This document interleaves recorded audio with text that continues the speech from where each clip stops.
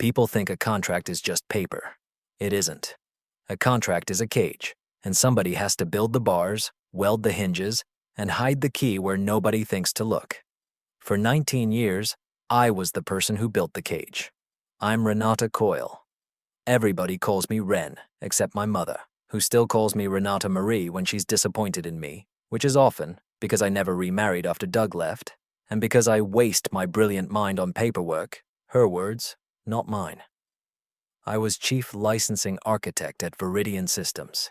If that title means nothing to you, good. It's supposed to mean nothing. It's supposed to sound like the kind of job a woman does in a cardigan with a mug that says, "World's okayest employee," quietly disappearing into a cubicle at 5:30 while everyone else goes to happy hour. That's exactly what I wanted people to think, because the truth is, I held the actual, physical, notarized keys to a company that, by the time this story starts, was worth $1.1 billion, and every single one of those dollars ran through a set of legal structures I built with my own two hands, one clause at a time, starting in a converted garage that smelled like machine oil and burnt coffee. Before I get into the part where a 31-year-old in $400 sneakers tried to erase me, let me give you the quick version of who I am, because context matters here. And also because my lawyer said I'm not allowed to give interviews yet. But nobody said anything about typing my whole life story into a form at 11 o'clock at night with a glass of Pinot in one hand. So if you're the kind of person who enjoys watching a quiet woman dismantle a corporate empire brick by brick using nothing but a hole punch and a photographic memory for fine print, buckle in, subscribe, whatever the algorithm wants from you today, because this one has a twist near the end that even I didn't see coming, and I'm the one who built the trap. Viridian Systems started in 2007 as a supply chain tracking company nobody cared about. We made software that followed pharmaceutical shipments across borders, temperature logs, chain of custody records, the boring invisible plumbing that makes sure a vaccine that leaves a factory in Basel at -70 degrees actually arrives at a clinic in Lagos still at -70 degrees, instead of a puddle of useless liquid that some warehouse worker in Rotterdam left on a loading dock in the sun for 6 hours. Nobody puts that on a billboard. Nobody wins an award for the vaccine didn't spoil. Didn't. But when it works, it saves lives. And when it doesn't, people die. And somewhere in a courtroom, somebody's lawyer asks who's responsible, and the answer to that question was always written by me. The founder was a man named Walter Hendricks. He'd spent 20 years in cold storage logistics before he decided the industry was flying blind, tracking shipments on clipboards and prayer, and he built a sensor system to fix it. Walter was not a warm man. He smoked 2 packs a day until his cardiologist scared him down to 1. He called everyone kid, regardless of their age, and he had exactly one soft spot, which was the idea that his company would outlive him and mean something. He hired me when I was 28 years old, fresh off a miserable stint at a firm downtown where I drafted NDAs for men who couldn't spell the word confidential. Walter interviewed me in a garage. He had grease on his hands and a legal pad covered in his own terrible handwriting, and he slid it across a folding table and said, "I don't know what half these words mean. Make it so nobody can take this from me. Not competitors, not investors, not my own damn family if they turn out to be idiots." I laughed. I thought he was joking about the family part. He was not joking. He was, in fact, prophetic, which is a word I did not expect to use about a man who once tried to pay an invoice with a livestock trailer. I built the master licensing framework that year, the document that would eventually govern every dollar Viridian made from licensing our chain of custody technology to hospital networks, distributors, and eventually national governments. I want you to understand something about contracts like this, because it matters later, a lot. A framework like that isn't static. It grows. Every time we entered a new country, every time we added a new tier of data classification, every time some regulator in Brussels changed a rule, we didn't throw out the old document and start fresh. We amended it. We patched it.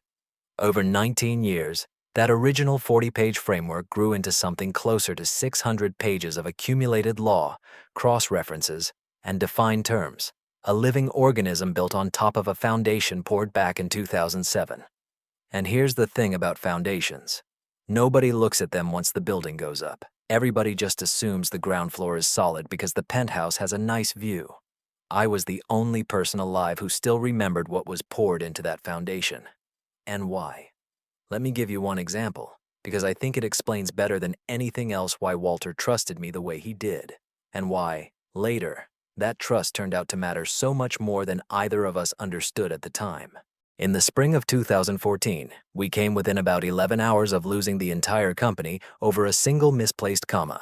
We had just closed our first major expansion into Japan, a sublicensing arrangement with a hospital consortium in Osaka that represented, at the time, nearly 40% of our total projected revenue for the following year. The deal had been negotiated almost entirely by our head of business development, a slick, likable man named Craig, who had a gift for closing rooms and absolutely no patience for reading the documents he closed them with.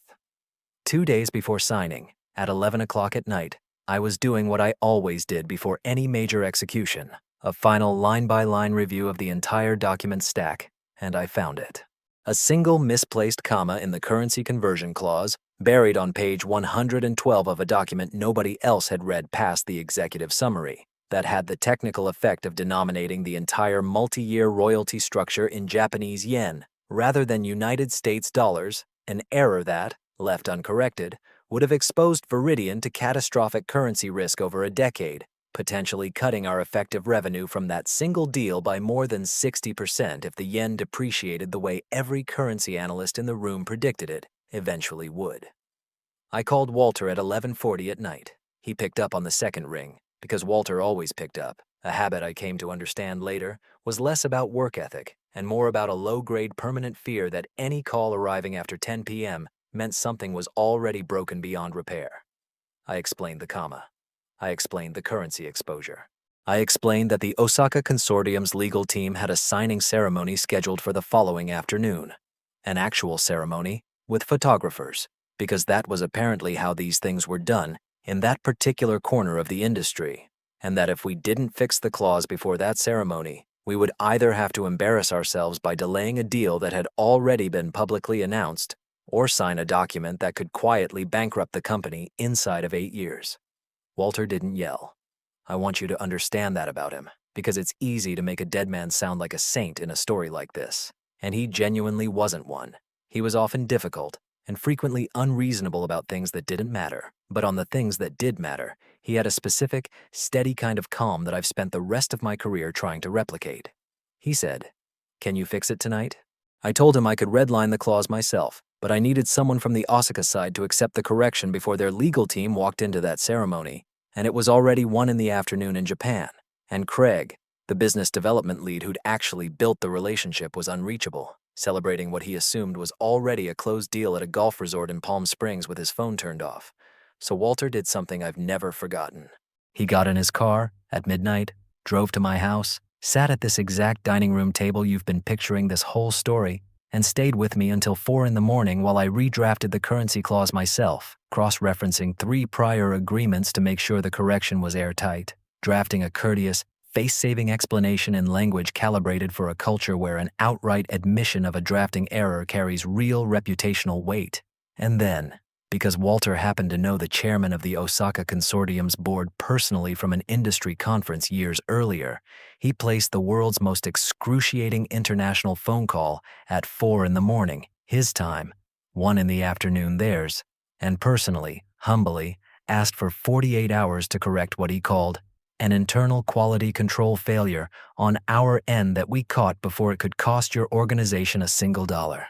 He never once mentioned my name. He never once said I found it. He simply said, "Our legal team caught it," which is, I think, the highest compliment a business owner can pay the person who actually does the work, folding your labor so completely into the identity of the company that your name never needs to appear at all. The Osaka Consortium agreed to the delay. The corrected agreement was signed 49 hours later, with the currency denomination fixed, and that single relationship went on to generate over $200 million in cumulative revenue for Viridian across the following decade. Nobody outside that dining room ever knew how close we came to losing it over 1 comma. Craig, the business development lead, received a bonus that quarter for closing our first major Asian expansion. I received, a week later, a bottle of decent scotch and a note in Walter's terrible handwriting that said simply, "You're the only reason this company still exists. Don't ever let anyone here forget it, especially me." I kept that note. I still have it, actually, in the same fireproof safe where I kept the letter I'll tell you about later, the one that changed everything. That wasn't even the closest we ever came to losing everything. I'll give you one more example, and then I promise I'll get back to the part everyone actually wants, the part with the dog and the fidget cube and the eventual reckoning. In 2019, 3 years before Walter got sick, we had a genuine catastrophe. Not a comma this time, but a real one. The kind that shows up in industry post-mortems for years afterward. A regional distributor we licensed to in West Africa, operating under our standard cold chain telemetry agreement, suffered a warehouse power failure during an unusually severe heat event, and roughly 4,000 doses of a temperature-sensitive vaccine sat outside their required range for nearly 11 hours before anyone noticed, because the distributor, in violation of the licensing agreement, had disabled the automated alert system I'd insisted be a non-negotiable contractual requirement in every single deployment, on the grounds that the alerts were, in the distributor's own internal words, too frequent and disruptive to staff. 4,000 doses. Ruined. Worse, considerably worse, than the financial loss was the liability exposure, because our own telemetry data, the exact system built to protect patients, had a gap in its own logs during the precise 11-hour window in question, a gap that instantly raised the terrifying possibility that Viridian's technology itself, not just the distributor's negligence, could be found legally responsible for the spoilage. I remember getting the call at 2 in the morning, and I remember, more than anything else about that entire ordeal, the specific, cold clarity that settled over me the moment I understood what was actually at stake. This wasn't currency risk anymore. This was a possible negligence claim in a jurisdiction with limited legal infrastructure to sort out fault fairly, against a company whose entire business model depended on international regulators trusting that our tracking data was reliable enough to be used as legal evidence in exactly these situations. If we got this wrong, if we let the distributor successfully pin the failure on our own system rather than their own violation of the licensing terms, it wouldn't just cost us one contract. It would poison every regulator relationship we had across 3 continents, because the entire value proposition of Viridian's technology was that our data could be trusted absolutely, and a single successful claim that our system had a blind spot exactly when it mattered most would have been fatal to that trust in a way no amount of marketing could ever repair. I spent the next 6 days essentially living at the office, working with our engineering team to reconstruct, from redundant backup logs the distributor didn't know existed, exact proof that the alert system had been manually disabled from an administrative account on their end, not ours. 41 hours before the failure occurred, a deliberate, documented, provable act of contractual violation that shifted liability entirely back onto the distributor under the indemnification language I had, thankfully, insisted on years earlier specifically to cover exactly this kind of scenario, language everyone at the time had told me was excessive and paranoid for a routine distribution agreement. We settled quietly with the affected health ministry, funded partly by the distributor's insurance, and partly by a goodwill contribution Walter authorized without a second thought, replacement doses delivered within 2 weeks, and Viridian's technology was never once implicated in any public reporting on the incident, because the distributor, facing the alternative of a very public and very damaging finding of their own negligence, agreed to a confidential resolution that kept our name entirely out of it. I never got a bottle of scotch for that one. Walter simply appeared in my office doorway a few days after it was resolved, looked at me for a long moment and said, "I don't ever want to find out what happens to this company the day you decide you're done saving it from itself." Then he left, because that was as close as Walter Hendricks ever came to saying thank you. And honestly, coming from him, it landed harder than any amount of gratitude from anyone else ever could have. I tell you this story not because it's the most dramatic thing that happened over 19 years. There were bigger crises, messier ones, entire years I could fill with near disasters nobody outside a small circle of lawyers ever heard about, but because I want you to understand, going into the rest of this, that the $18 million I eventually walked away with wasn't a jackpot. It wasn't luck. It was the accumulated, compounding value of thousands of nights exactly like that one. Nights nobody photographed. Nights that never made it into an annual report.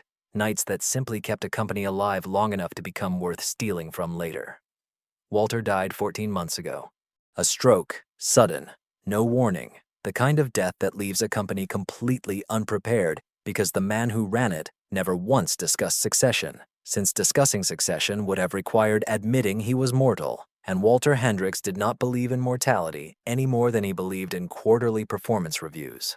The company he left behind was worth over $1 billion and was run, for exactly 6 days, by a very competent interim board before his only child arrived to claim what he considered his birthright. Dallas Hendricks, 31 years old, an MBA from a business school that had recently renamed a building after his father's foundation, which I promise you is not a coincidence, though the school's brochure calls it a generous act of legacy philanthropy. Dallas had spent the years before his father's death producing a podcast about founder energy that had, according to the metrics he liked to cite at every meeting, over 4,000 engaged listeners, a number he treated the way other men treat a Harvard degree. He walked into Viridian's headquarters on his first official day wearing sneakers that cost more than my first car, carrying a cold brew the size of a fire extinguisher, and trailed by a French bulldog named Disruptor, who he brought to the office for morale, and who once urinated directly on a stack of FDA compliance binders in a conference room while nobody stopped him, because nobody stops the boss's dog. I knew, within the first 10 minutes of his first all-hands meeting, exactly how this was going to end. He didn't talk about the cold chain compliance backlog. He didn't talk about the 3 international regulatory audits scheduled for the coming year. He talked about reimagining the category. He used the word ecosystem the way other people use punctuation, dropping it into every other sentence whether it belonged there or not.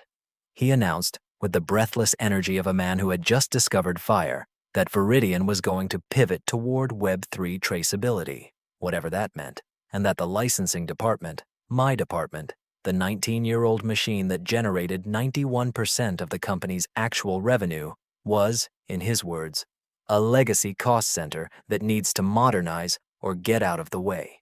He looked directly at me when he said it. I was sitting in the back corner of the room, the way I always sat, close enough to hear everything and far enough that nobody remembered I was there. He looked at the woman in the sensible blazer with the leather binder on her lap, and he did not see the architect who had spent 19 years keeping his father's empire from collapsing under its own international complexity. He saw a relic, a line item, something his father should have automated years ago. I'm 47 years old.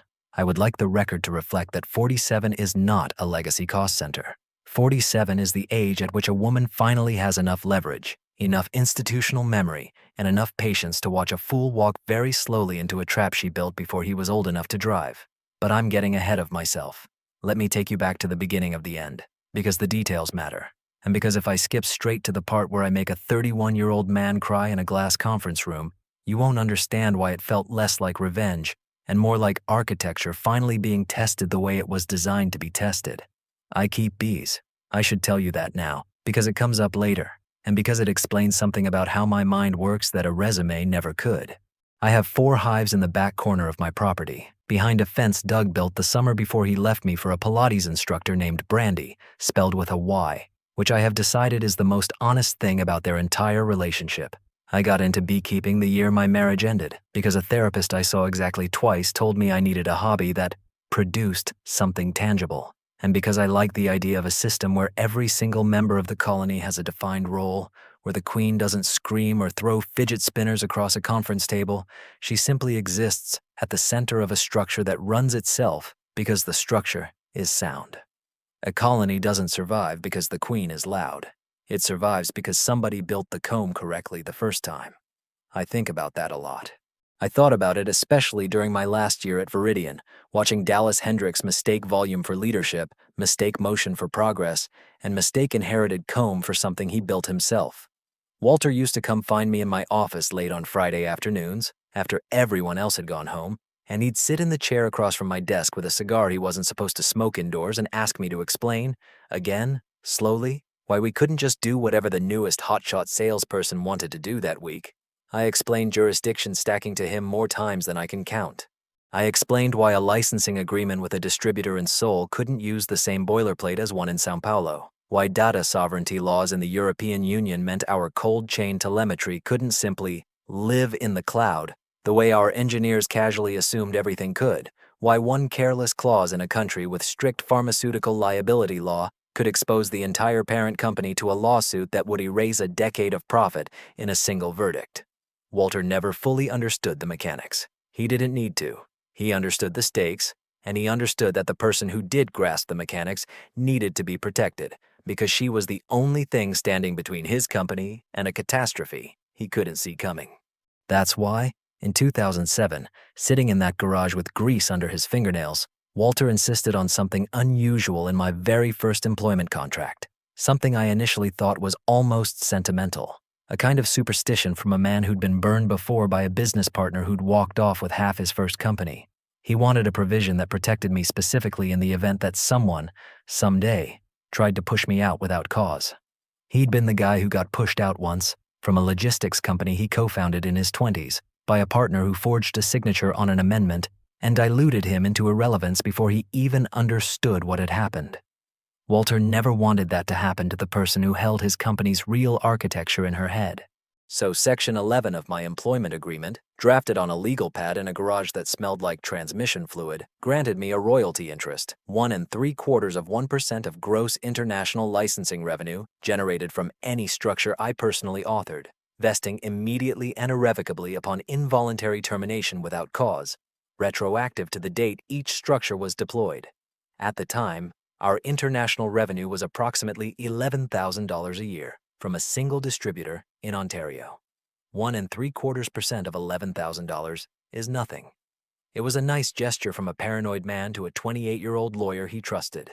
Neither of us thought, even for a second, that the number would ever mean anything.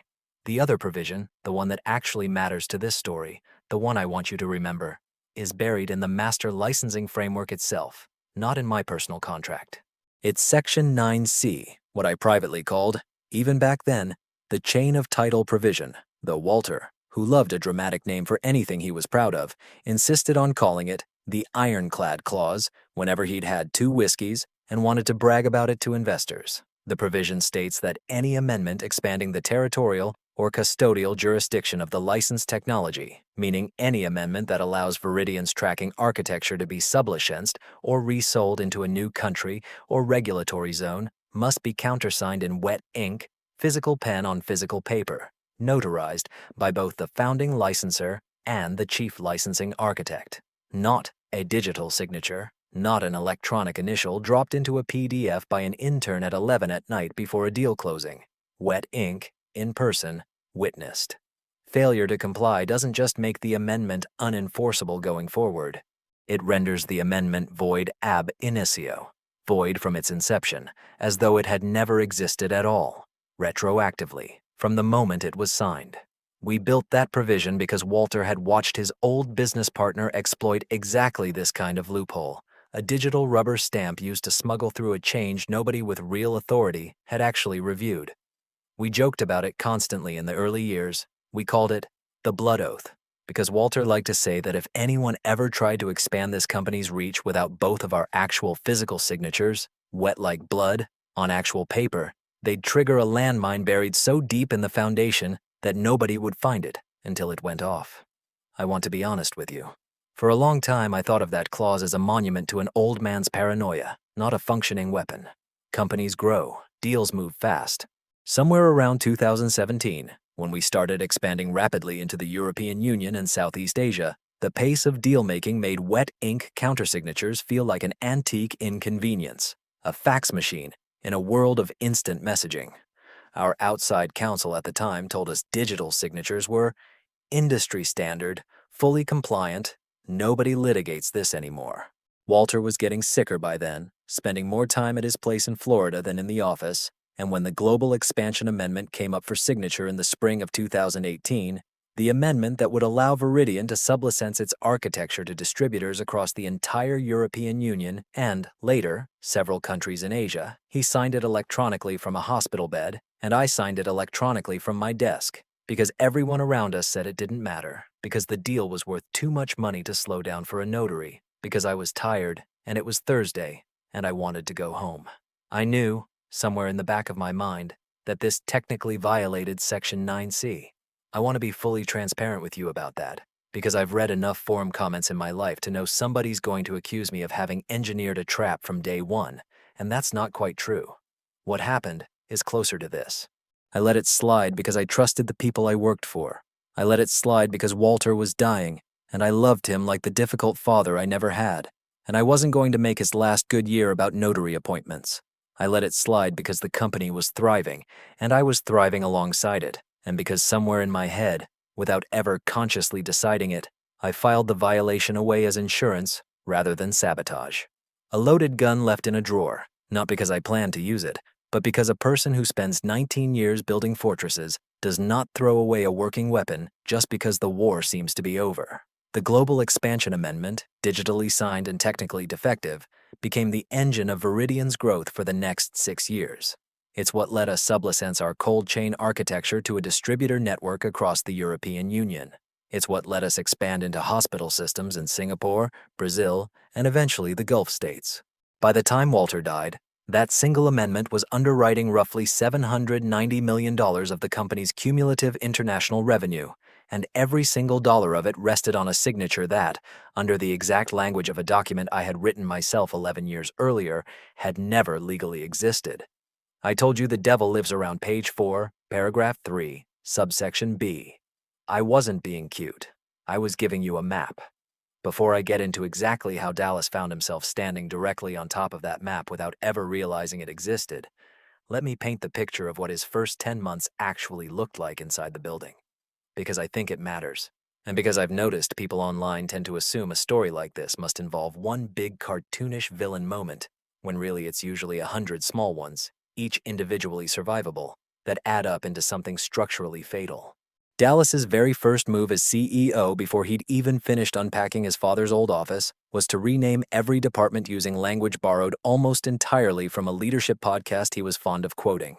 My department, licensing and compliance, 19 years old, responsible for every dollar of revenue the company had ever legally collected, became, on a company-wide Slack announcement, Trust Architecture. I want to be fair. I actually didn't hate the name.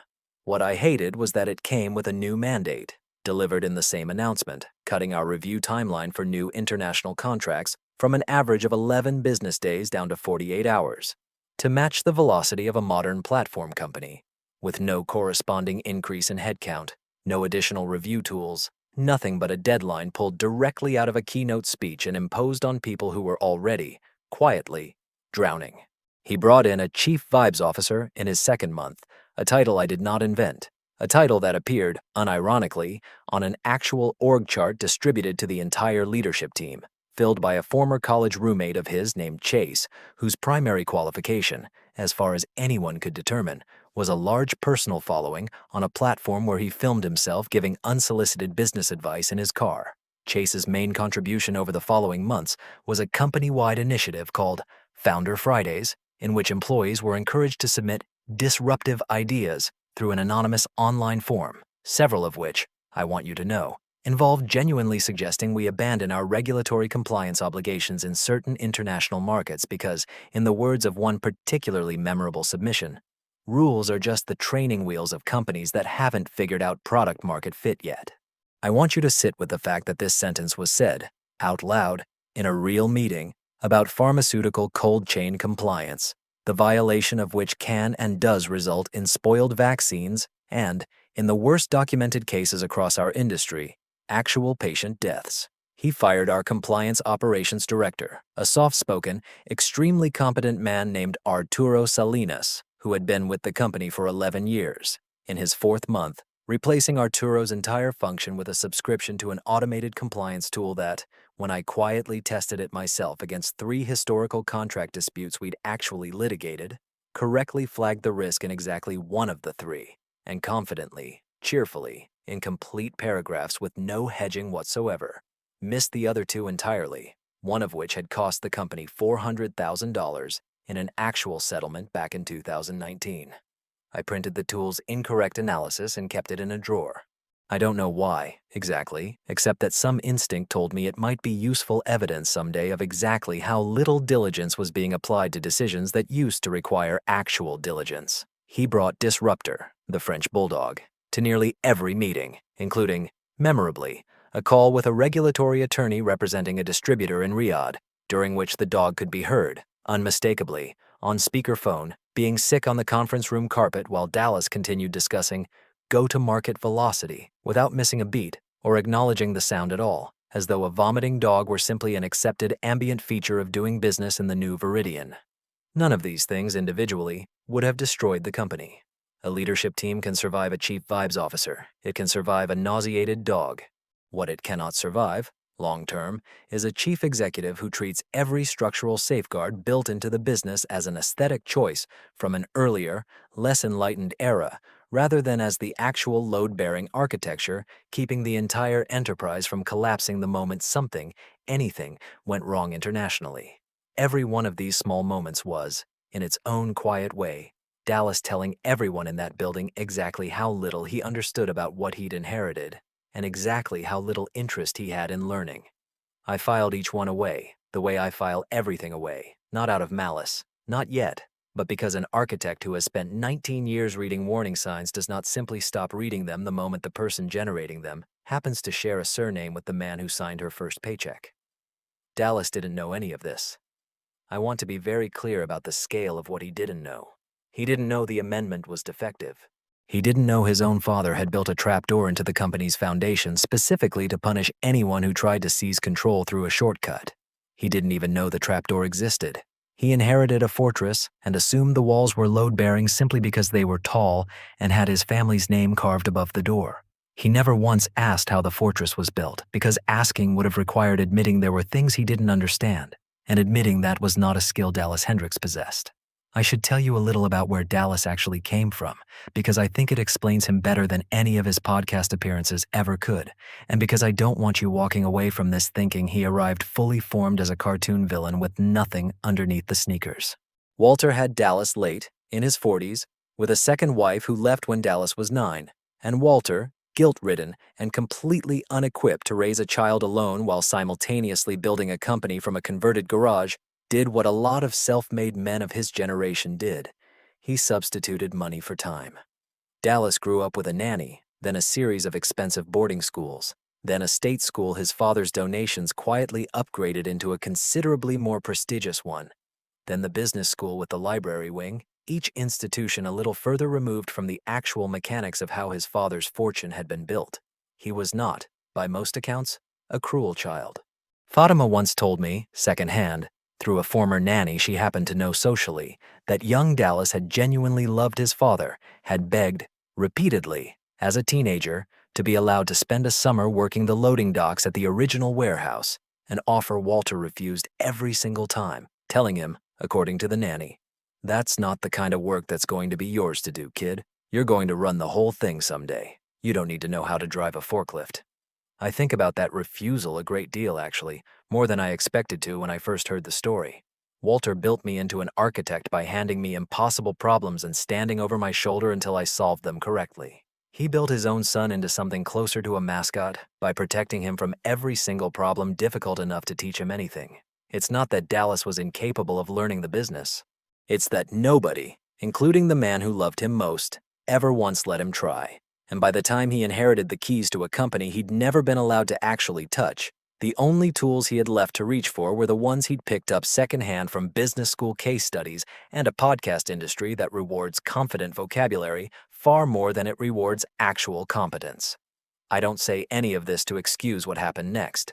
He fired a 19-year veteran without cause, tried to strip her of everything she was legally owed, and then compounded it by quietly defrauding his own board for a personal payout, and none of that is his father's fault.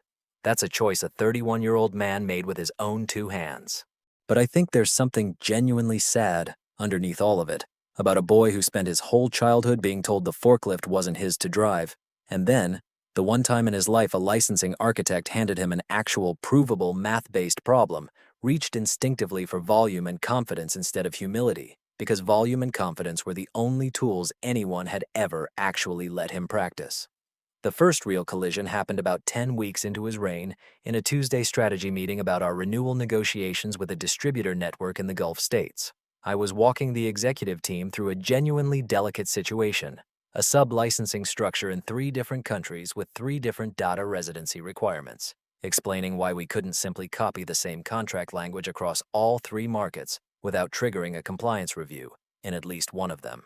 Dallas was spinning a fidget cube on the conference table, an actual fidget cube, in the year everyone else had moved on to worrying about actual artificial intelligence, and about halfway through my explanation, he set it down, exhaled loudly through his nose, and said, "Ren, I love the detail, I do.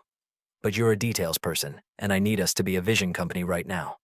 We need to stop getting bogged down in the how and start living in the wow." I want you to sit with that sentence for a moment the way I had to sit with it in real time, in front of 11 other executives, none of whom said a single word in my defense.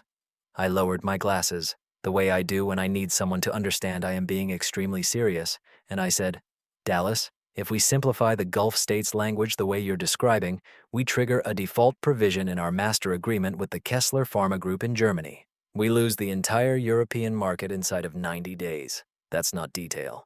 That's the floor this company is standing on." He rolled his eyes. Not a subtle roll either, a full theatrical roll, the kind a teenager gives a parent who's asked them, for the 4th time, to unload the dishwasher. That's lawyer language, Ren. We have outside counsel for that. I need visionaries in this room, not paralegals with a grudge against progress. The room went quiet in that specific way. Rooms go quiet when everyone privately agrees with the person being humiliated, and nobody has the spine to say so out loud. Marcus Ibrahim, our general counsel, a decent, tired man who had inherited the unenviable job of translating Dallas's enthusiasm into legally defensible sentences, stared very hard at a spot on the table. Priya Anand, our CFO, examined her phone. Nobody said a word. I had personally kept every single person in that room out of a lawsuit at least once in the previous decade. Nobody remembered that in the moment it might have mattered. I didn't argue. Arguing would have required Dallas to engage with a fact, and he had already demonstrated he wasn't interested in facts that slowed down his momentum. So I closed my binder. I did it slowly, deliberately, and the metal rings snapped shut with a sound that, in a room that quiet, landed like a gavel. "Understood," I said. My voice didn't rise. It never rises. My anger doesn't perform. It files things away for later, the way a good hive stores honey it doesn't need yet but will, eventually, absolutely need. "I'll stop bogging you down with the how." Dallas smiled like he'd won something. He thought he'd broken a difficult employee into line.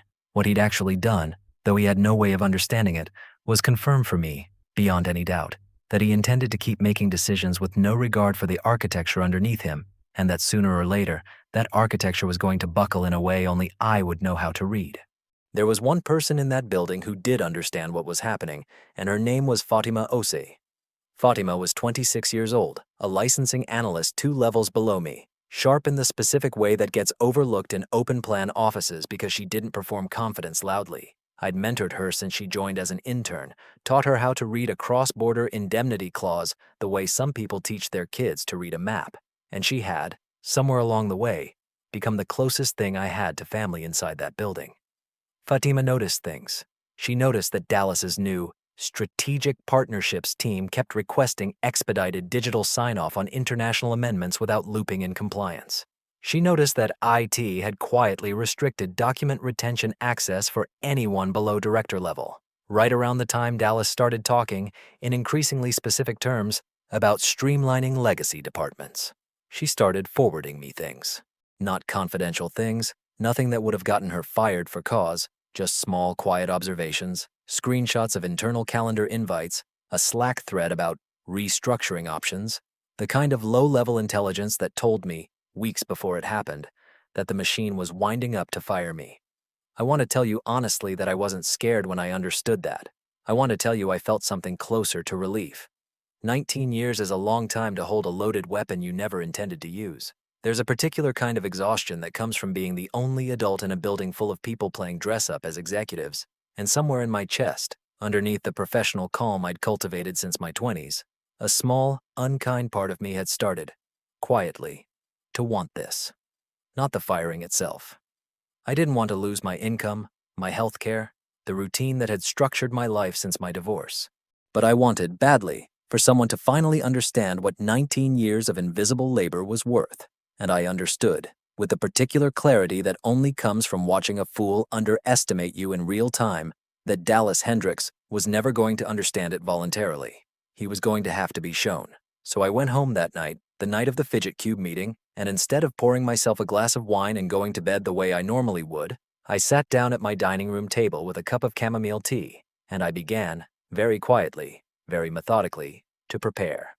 I pulled digital copies of the original 2007 Master Licensing Framework. I pulled the 2018 Global Expansion Amendment, the one with only digital signatures.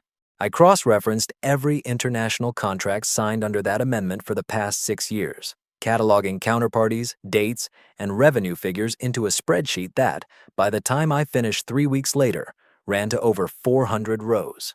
I copied everything onto an encrypted drive small enough to fit in the zipper pocket of my handbag, next to a tube of lip balm and a spare hair tie, which is, if you think about it, a genuinely absurd place to keep the detonator for a billion-dollar company. But there it sat, for weeks, waiting. I didn't tell Fatima what I was building. I wanted her protected, plausible deniability being the only gift I could still give the one person in that building who'd shown me actual loyalty. I just kept doing my job, showing up early, staying calm in meetings where Dallas used the word synergy as both a noun and a verb, and I waited for the call I already knew was coming. I want to give you a little more of my actual life during those weeks because I think it's easy, listening to a story like this, to imagine the person telling it as some kind of unfeeling tactician who spent every waking hour plotting corporate demolition. And that isn't quite honest. Most evenings during that stretch, I came home, changed into old sweatpants, fed the cats, checked the hives if the weather allowed it, and had dinner alone at my kitchen counter, usually something simple, usually with the local news on for company more than information. My mother called twice a week, as she has for years, mostly to update me on the exploits of my sister's children and to ask, with the specific gentle disappointment only a mother can weaponize, whether I'd thought any more about maybe finding someone. I did not tell my mother that my career was quietly circling a drain that would, within a month, hand me more money than she'd earned across her entire working life. I told her the weather had been nice. Doug texted me once during that period, completely unrelated to anything happening at Veridian, asking if I still had the good soldering iron from the garage because he was trying to fix a lamp for Brandy's apartment and couldn't find one at the hardware store on short notice. I looked at that text for a long time before I answered it. 6 years is enough distance that the sharp edges of a divorce dull into something closer to mild, permanent bemusement, and I told him yes, it was in the second drawer down in the garage workbench, and that he could come by Saturday to get it. And he did. And we stood in my driveway for 10 awkward minutes making small talk about his mother's hip replacement, and he left. And that was the whole encounter. And I remember thinking, watching his car pull away, that the version of me who used to cry in that same driveway 6 years earlier would not have believed how little any of it stings anymore, and would have been genuinely astonished to learn that within a matter of weeks, the woman standing in it would be worth considerably more than the house itself. Fatima and I met for coffee exactly once during that stretch, off campus, at a place 2 towns over where nobody from Veridian was likely to see us together. She didn't ask what I was building, and I didn't tell her, but she slid a folded napkin across the table with a phone number written on it, the direct cell of a friend of hers who worked in enforcement at the SEC's regional office. In case you ever need it. No context needed, she owes me a favor, and I folded the napkin into my wallet without a word, and we spent the rest of the coffee talking about her upcoming wedding, which I later, quietly, helped pay for, though she still doesn't know the caterer's final invoice was covered by an anonymous gift, because some debts are better repaid than acknowledged.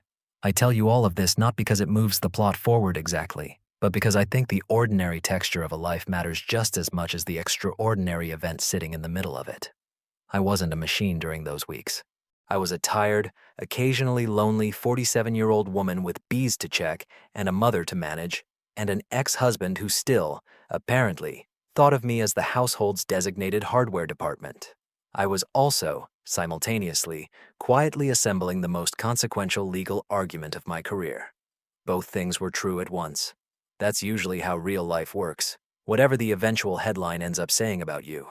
It came on a Tuesday. It's always a Tuesday. Monday feels too aggressive, too much like the company wants to ruin your whole week on purpose. Friday risks a weekend news cycle and an HR nightmare. Tuesday is bland. Tuesday says, "We didn't even think about you enough to plan this properly. We just got around to it." The message came from our HR director, a 29-year-old named Brooke Halloway who had been at the company for exactly 8 months and who communicated exclusively in the vocabulary of a wellness retreat. "Hi, Ren. Would you have a few minutes to pop into the Clarity Room this afternoon? Just want to align on a few things." The Clarity Room. That was Dallas's rebrand of the old executive conference room, the one we used to call the bunker because it had no windows and terrible acoustics. He'd had it repainted sage green and installed a sign that said, Clarity Room, in a typeface I can only describe as aggressively optimistic. I have never in my life walked toward less clarity than I did walking toward that room. I picked up my coffee mug, took one sip, found it had gone cold, and set it back down on my desk, where it would stay for the rest of the day, because I already understood I would not be coming back to that desk. I didn't bring a notepad. I didn't bring a pen. I brought myself, in a gray blazer, and I walked down a hallway I had walked down easily 10,000 times over 19 years, past the wall of framed patents, 6 of which listed me as a contributing author in text so small most people never noticed, past the break room where 2 new hires from the brand strategy team were filming a TikTok about founder mode using a ring light propped against the coffee machine. They glanced up at me the way you glance at furniture. I understood in that moment that I had become a ghost in a building I had personally kept from collapsing more than once in ways none of those TikTok children would ever know about because they were too busy discovering hustle culture to read a single line of the contracts that kept their paychecks arriving. Brooke was already seated at the head of the table when I walked in, clutching a manila folder against her chest like it might protect her from something. She did not offer me water. I want you to remember what I told you earlier.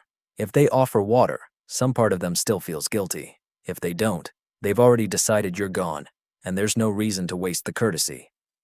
Dallas was standing by the window with his back to me, checking a smartwatch that had almost certainly cost more than Brooke's entire monthly salary. Marcus sat 2 seats down, staring at a legal pad with nothing written on it. Am I being fired, Brooke? I asked, before she could begin whatever script she'd rehearsed. She blinked, visibly thrown. People like Brooke are trained to ease into bad news with a soft landing of corporate euphemism, and I had just taken the parachute away before she could open it. We're undergoing a strategic reorganization of the licensing function, she said. Dallas and the board have been evaluating operational efficiency across legacy departments and restructuring, I said. Just say restructuring. It's fewer words, and it means exactly the same thing. Dallas finally turned around. He had that particular smile, the one I'd come to recognize over the previous 10 months, the smile of a man who believes he's winning a negotiation because he's confused silence for surrender. Look, Ren, let's not make a whole thing out of this. The industry's moving fast. We need people who think in ecosystems, not just contracts. You've done fine work for the company, historically, but we're building a leaner, faster organization, and honestly, your department's become kind of a bottleneck. A bottleneck, I repeated. You mean compliance? I mean dead weight, he said, and there it was, the mask sliding off for one honest second. You review every single contract like we're closing on a house in 1992. It's slow. We're automating most of the licensing review process. There's an AI tool now that can flag risk language in seconds. What you do in a week, it does before lunch. I very nearly laughed out loud. I had to press my tongue against the back of my teeth to stop it.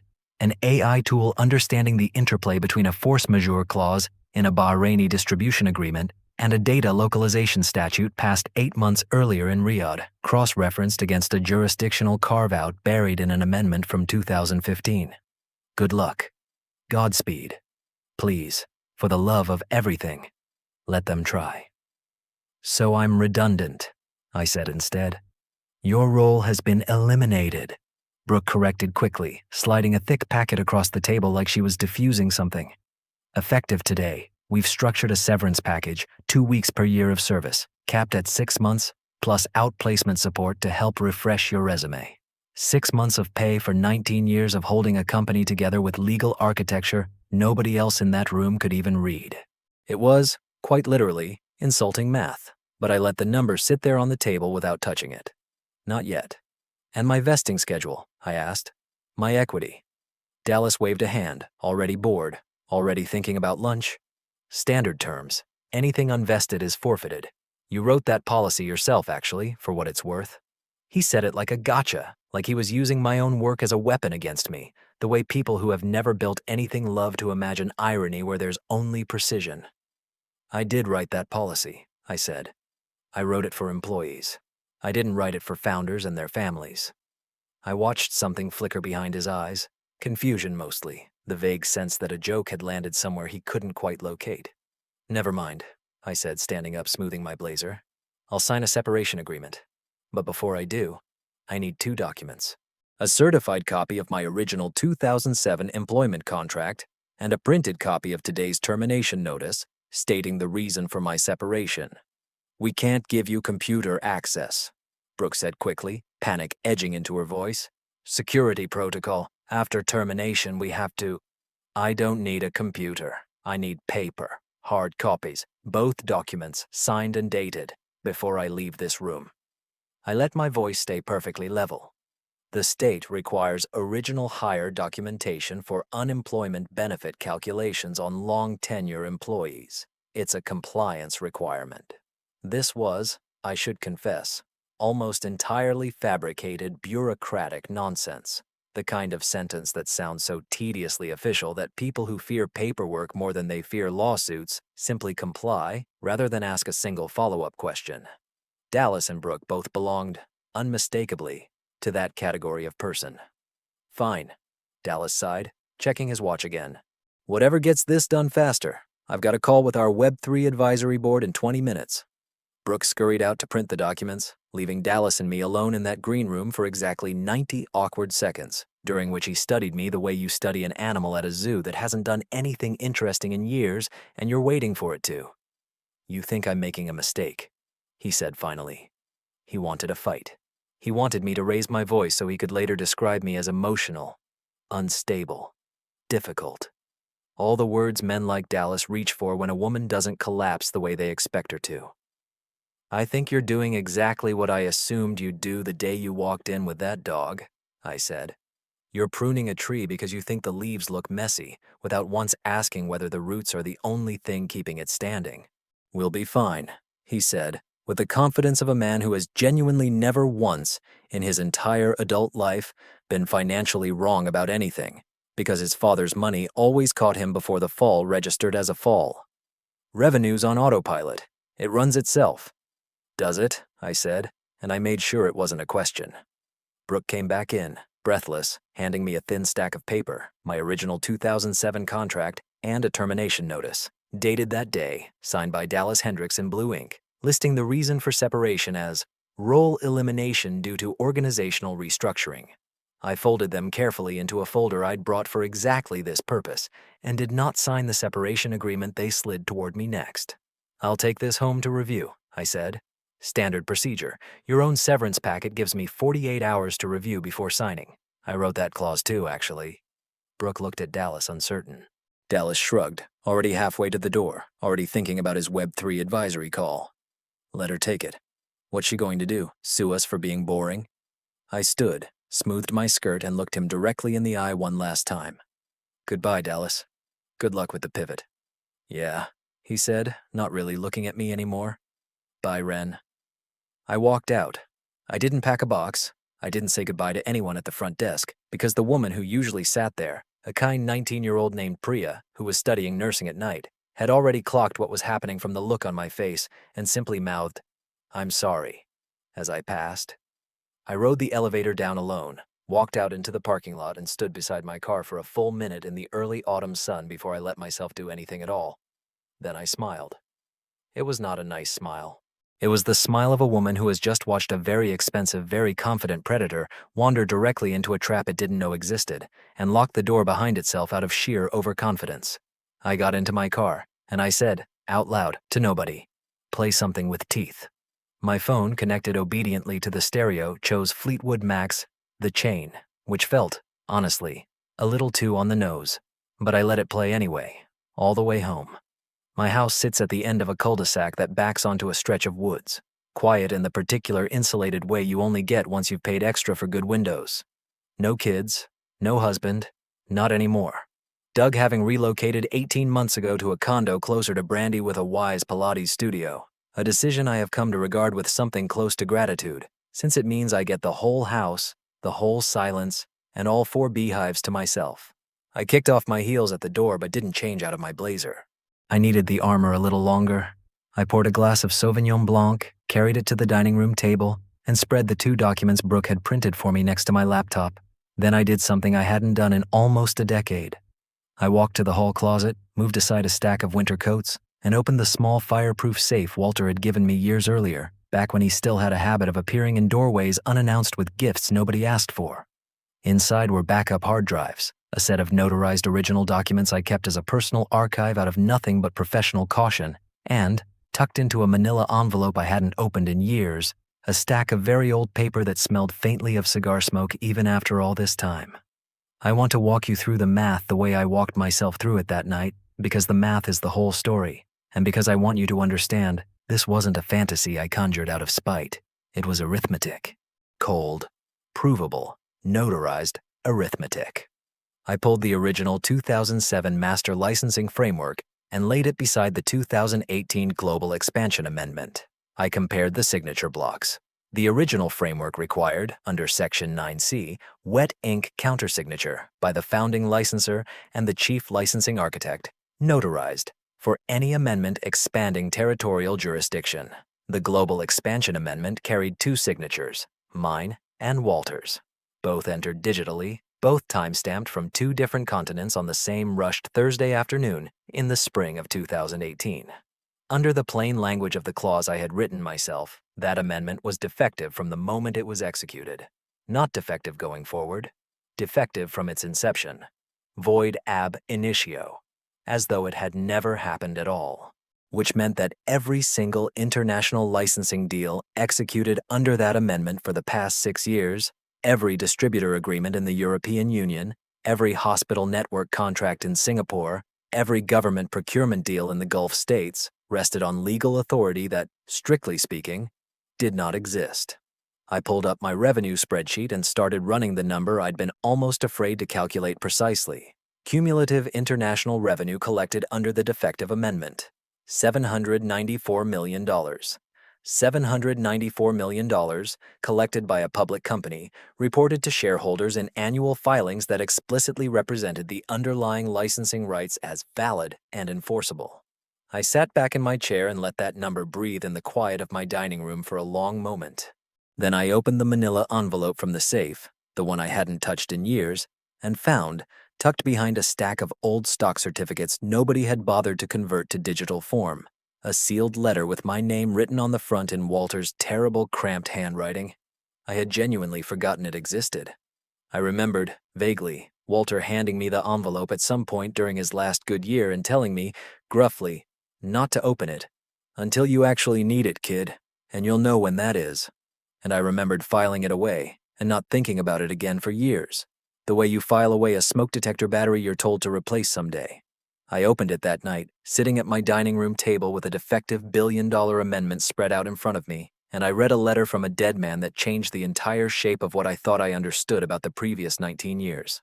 Walter wrote, in his blunt, unpunctuated way, that he'd known for a long time his son wasn't built for this business, not because Dallas was stupid, but because Dallas had never once had to build anything from a position of actual risk, and a man who has never risked anything doesn't respect the people who protected him from risk he never even saw.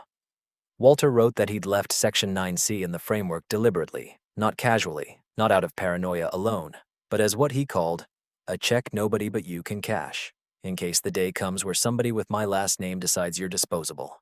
He wrote that he'd never told me this directly because he didn't want me carrying the weight of it while he was alive, didn't want me treating him differently, watching him for signs that he doubted his own child.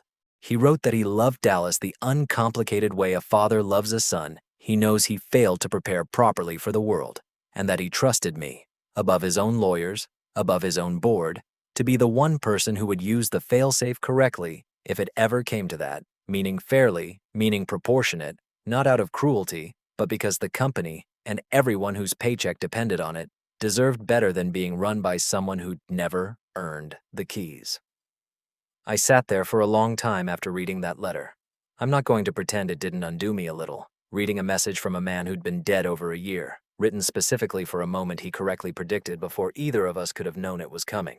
There's a particular kind of grief that arrives late, sideways, disguised as something else entirely, and that's what hit me that night.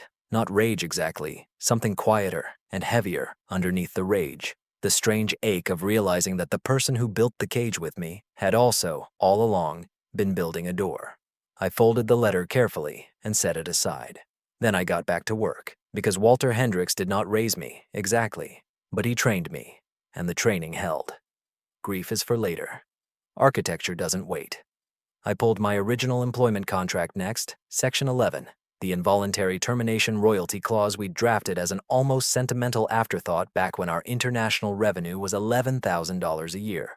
1.75% of gross international licensing revenue generated from structures I personally authored, retroactive to date of deployment, vesting immediately upon involuntary termination without cause. I had this afternoon been involuntarily terminated, without cause, in writing, signed by Dallas Hendricks himself, in blue ink, on company letterhead because he'd been too impatient to have Brooke draft something more carefully worded. 1.75% of $794 million is $13,895,000, immediately, in cash, plus an ongoing royalty on every future dollar the company collected internationally so long as my architecture kept generating revenue, which, given that nobody at Viridian besides me had ever actually understood how it worked, was going to be for a very long time. I want to tell you, I felt triumphant in that moment. What I actually felt was something closer to clarity, the specific stillness that arrives after you've spent a very long time bracing for a blow that finally lands and turns out to be survivable. I wasn't going to call a lawyer that night. I wasn't going to file a complaint the next morning the way an ordinary wronged employee might. I am not, and have never been, an ordinary employee. I am an architect, and architects do not demolish a building the moment they find a crack in the foundation. We wait until the building is fully occupied. We wait until the people inside have staked their entire public reputation on the structure holding. And then, and only then, we let gravity do the rest of the work. I opened my laptop and began sorting everything into 3 folders, the way I had learned, over 19 years, that Walter always preferred information organized, in 3s, simple enough for a busy man to grasp in under a minute. Folder 1, labeled simply Foundation, contained the original 2007 framework with Section 9C highlighted, alongside the defective 2018 amendment, side by side, an unambiguous demonstration of the flaw. Folder 2, labeled Exposure, contained 6 years of transaction records under that amendment, counterparties, dates, dollar figures, everything an SEC investigator would need to understand the scale of what had been collected under a legally non-existent instrument, alongside screenshots Fatima had quietly forwarded me over the previous weeks, internal messages hinting that Dallas's new Strategic Partnerships Division had been quietly fast-tracking international deals without any compliance review at all, precisely the behavior that had created the exposure in the first place, and precisely the kind of pattern that turns a contract dispute into something closer to securities fraud. Folder 3, labeled Remedy, contained my original 2007 employment contract, Section 11 highlighted in yellow, and the termination letter Dallas had signed that very afternoon. Then I checked my phone. A LinkedIn notification. Dallas Hendricks had posted 40 minutes ago, presumably right after our meeting, a photo of himself in the parking lot giving a thumbs up next to his car, captioned, "Big announcements coming this quarter. Viridian is entering a whole new era of borderless traceability. Buckle up, #founder mode, #Web3, #disruption." I laughed, alone in my dining room, loudly enough that one of my cats gave me a deeply unimpressed look from the top of the bookshelf. "Please," I said out loud to the empty room, to the letter from a dead man folded neatly on the corner of my table, to the folders that were about to become the most expensive paperwork of my life. Proceed. For 17 days, I disappeared. I didn't update my LinkedIn. I didn't respond to the increasingly confused texts from former colleagues asking why my work email had started bouncing. I woke at 6 most mornings, tended the hives, which is its own kind of meditation, the low patient hum of 40,000 creatures that do not care one bit about your feelings, only about whether the structure holding them together is sound. I read novels. I let my mother leave 3 voicemails about how I should call that nice divorce lawyer from the club, even though this isn't technically a divorce. And I did not call anyone. I set up alerts instead, quiet automated ones, for Viridian Systems, for Dallas Hendricks, and for a name I recognize from years of contract negotiations. Kessler Pharma Group, the German pharmaceutical logistics conglomerate that had been circling Viridian for over a year, hungry for a pan-European licensing agreement that would let them integrate our cold chain tracking architecture across their entire continental distribution network.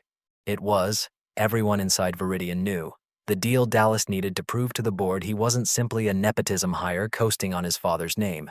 Rumored value north of $350 million. And it depended, entirely, completely, on the validity of an amendment that did not legally exist. The press release dropped on a Thursday morning, and I saw it first on my phone over coffee, a headline from a trade publication that covers pharmaceutical logistics with more enthusiasm than the subject probably deserves. Viridian Systems signs historic $358 million pan-European licensing agreement with Kessler Pharma Group. CEO Dallas Hendricks calls it the dawn of borderless traceability. There was a photograph. Dallas, beaming, shaking hands with Kessler's chief executive in front of a step-and-repeat banner in Frankfurt, wearing a suit that fit noticeably better than anything he'd worn during his time actually working alongside the department that made the deal legally possible. Behind them, projected on a screen, was a schematic of our chain of custody data architecture. My architecture, built on a foundation that, under the exact language of a clause I had drafted 11 years earlier, had never legally existed. I did not call Dallas. Calling him would have given him a chance to control the narrative, to spin it into something manageable before it ever reached anyone who could stop it. Instead, I opened my laptop and composed an email to a man named Felix Brandt, general counsel of Kessler Pharma Group, whom I had met exactly once, at a compliance conference in Geneva 6 years earlier, where he had struck me as the kind of meticulous, humorless German lawyer who reads every footnote of every document twice before his coffee has even gone cold. I did not send the email to Dallas. I did not send it to Marcus. I sent it directly to Felix. Subject line, a small administrative matter regarding Section 9C of the Viridian Master Licensing Framework. I wrote it carefully, the way I write everything, and I want you to appreciate the craftsmanship here, because it is, to this day, one of the most quietly savage paragraphs I have ever composed.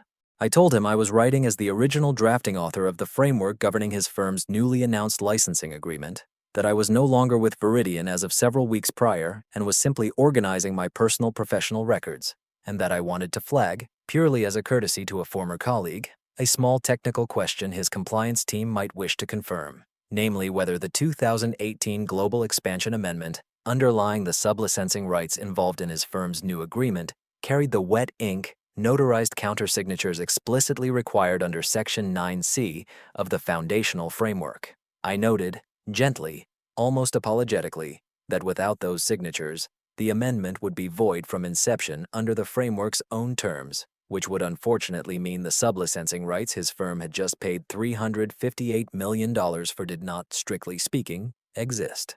I closed by saying I was certain it was simply a paperwork oversight and that, given the strict liability standards in the European Union around intellectual property provenance, I thought a former colleague deserved a heads up before the ink on his own signature had a chance to fully dry. It was not a threat. It contained no accusation, no demand, no ultimatum. It was, on its surface, a friendly professional courtesy, phrased with the polite, faintly bureaucratic warmth of someone doing a former workplace a small favor. It was also, in effect, a 500-word bomb, and I hit send at 2 in the afternoon Delaware time, which put it landing in Felix Brandt's inbox at 8 in the evening in Frankfurt, right around the time a careful German lawyer would be finishing dinner and checking his phone one last time before bed. I gave it 3 hours. At 5:15, my phone rang, an unfamiliar number I recognized instantly as Viridian's general legal line. I let it go to voicemail. 2 minutes later, Dallas's cell number appeared on my screen. I let that go to voicemail too. 5 minutes after that, a text arrived. Ren, pick up the phone. What did you send to Frankfurt? Kessler's legal team just put a hold on the wire transfer talking about fraudulent inducement. Fix this. Call them back and tell them it was a mistake. I took a screenshot for folder 2 and typed back slowly. I'm sorry. Who is this? I don't have this number saved anymore. My employment ended a little over 2 weeks ago. The dots appeared instantly, furious little pulses of typing. Stop playing games. This is serious. You need to call Felix back right now and tell him it was an administrative error. I let a full minute pass before replying. I'm not able to speak on behalf of the company anymore, unfortunately. I'm just a private citizen organizing old files. If you'd like my professional opinion on the underlying contract question, I'm available for paid consultation. My hourly rate is considerably higher than my former salary. He didn't respond immediately. I imagine, somewhere in a Frankfurt hotel room, A phone hit a wall. An email arrived from Marcus about 10 minutes later. Official letterhead, subject line, urgent legal consultation requested, inviting me to the office the following morning at 9 to clarify a misunderstanding regarding the 2018 amendment and hinting, in the careful hedging language of a frightened lawyer, at a retroactive consulting arrangement to resolve the discrepancy. Clarify the misunderstanding. That's corporate, for please, God, come save us before someone goes to prison. I did not reply immediately. I went to my closet instead, pushed aside the yoga clothes and beekeeping coveralls, and pulled out a charcoal wool suit I hadn't worn in 6 years because it had always felt, at Viridian's increasingly casual offices, faintly overdressed, a little too sharp for a company that had started letting people wear hoodies to board presentations. Tomorrow, I told the suit, hanging it on the back of my bedroom door, we're going to be exactly as intimidating as we look. I replied to Marcus with a single word. Confirmed. Before I got in bed that night, one more email arrived. This one considerably more interesting than anything from Viridian's legal department. It came from a business reporter at a mid-sized trade publication that covers pharmaceutical logistics and supply chain technology. A woman named Priyanka Desai, whose byline I recognize from a handful of solid, unglamorous stories over the years about cold chain regulation, exactly the kind of coverage that never trends but always gets read by the people who actually matter in an industry. Somebody, likely someone inside Kessler's Frankfurt office, had apparently already leaked a version of the story, stripped of names, vague on details but specific enough that Priyanka had clearly done her homework before reaching out. Her email was polite, direct, and uncomfortably well-informed. She asked whether I had any comment on reports of a signature authentication dispute affecting the recently announced Viridian Kessler licensing agreement, and whether I would be willing to speak, on or off the record, about my recent departure from the company. I sat with that email for a long time before I answered it, because this was, genuinely, the single moment in the entire saga where I had to think carefully, rather than simply execute a plan I'd already built. A story like this, told publicly, at the wrong moment, with the wrong framing, could have collapsed the entire negotiation before it ever reached the conference room.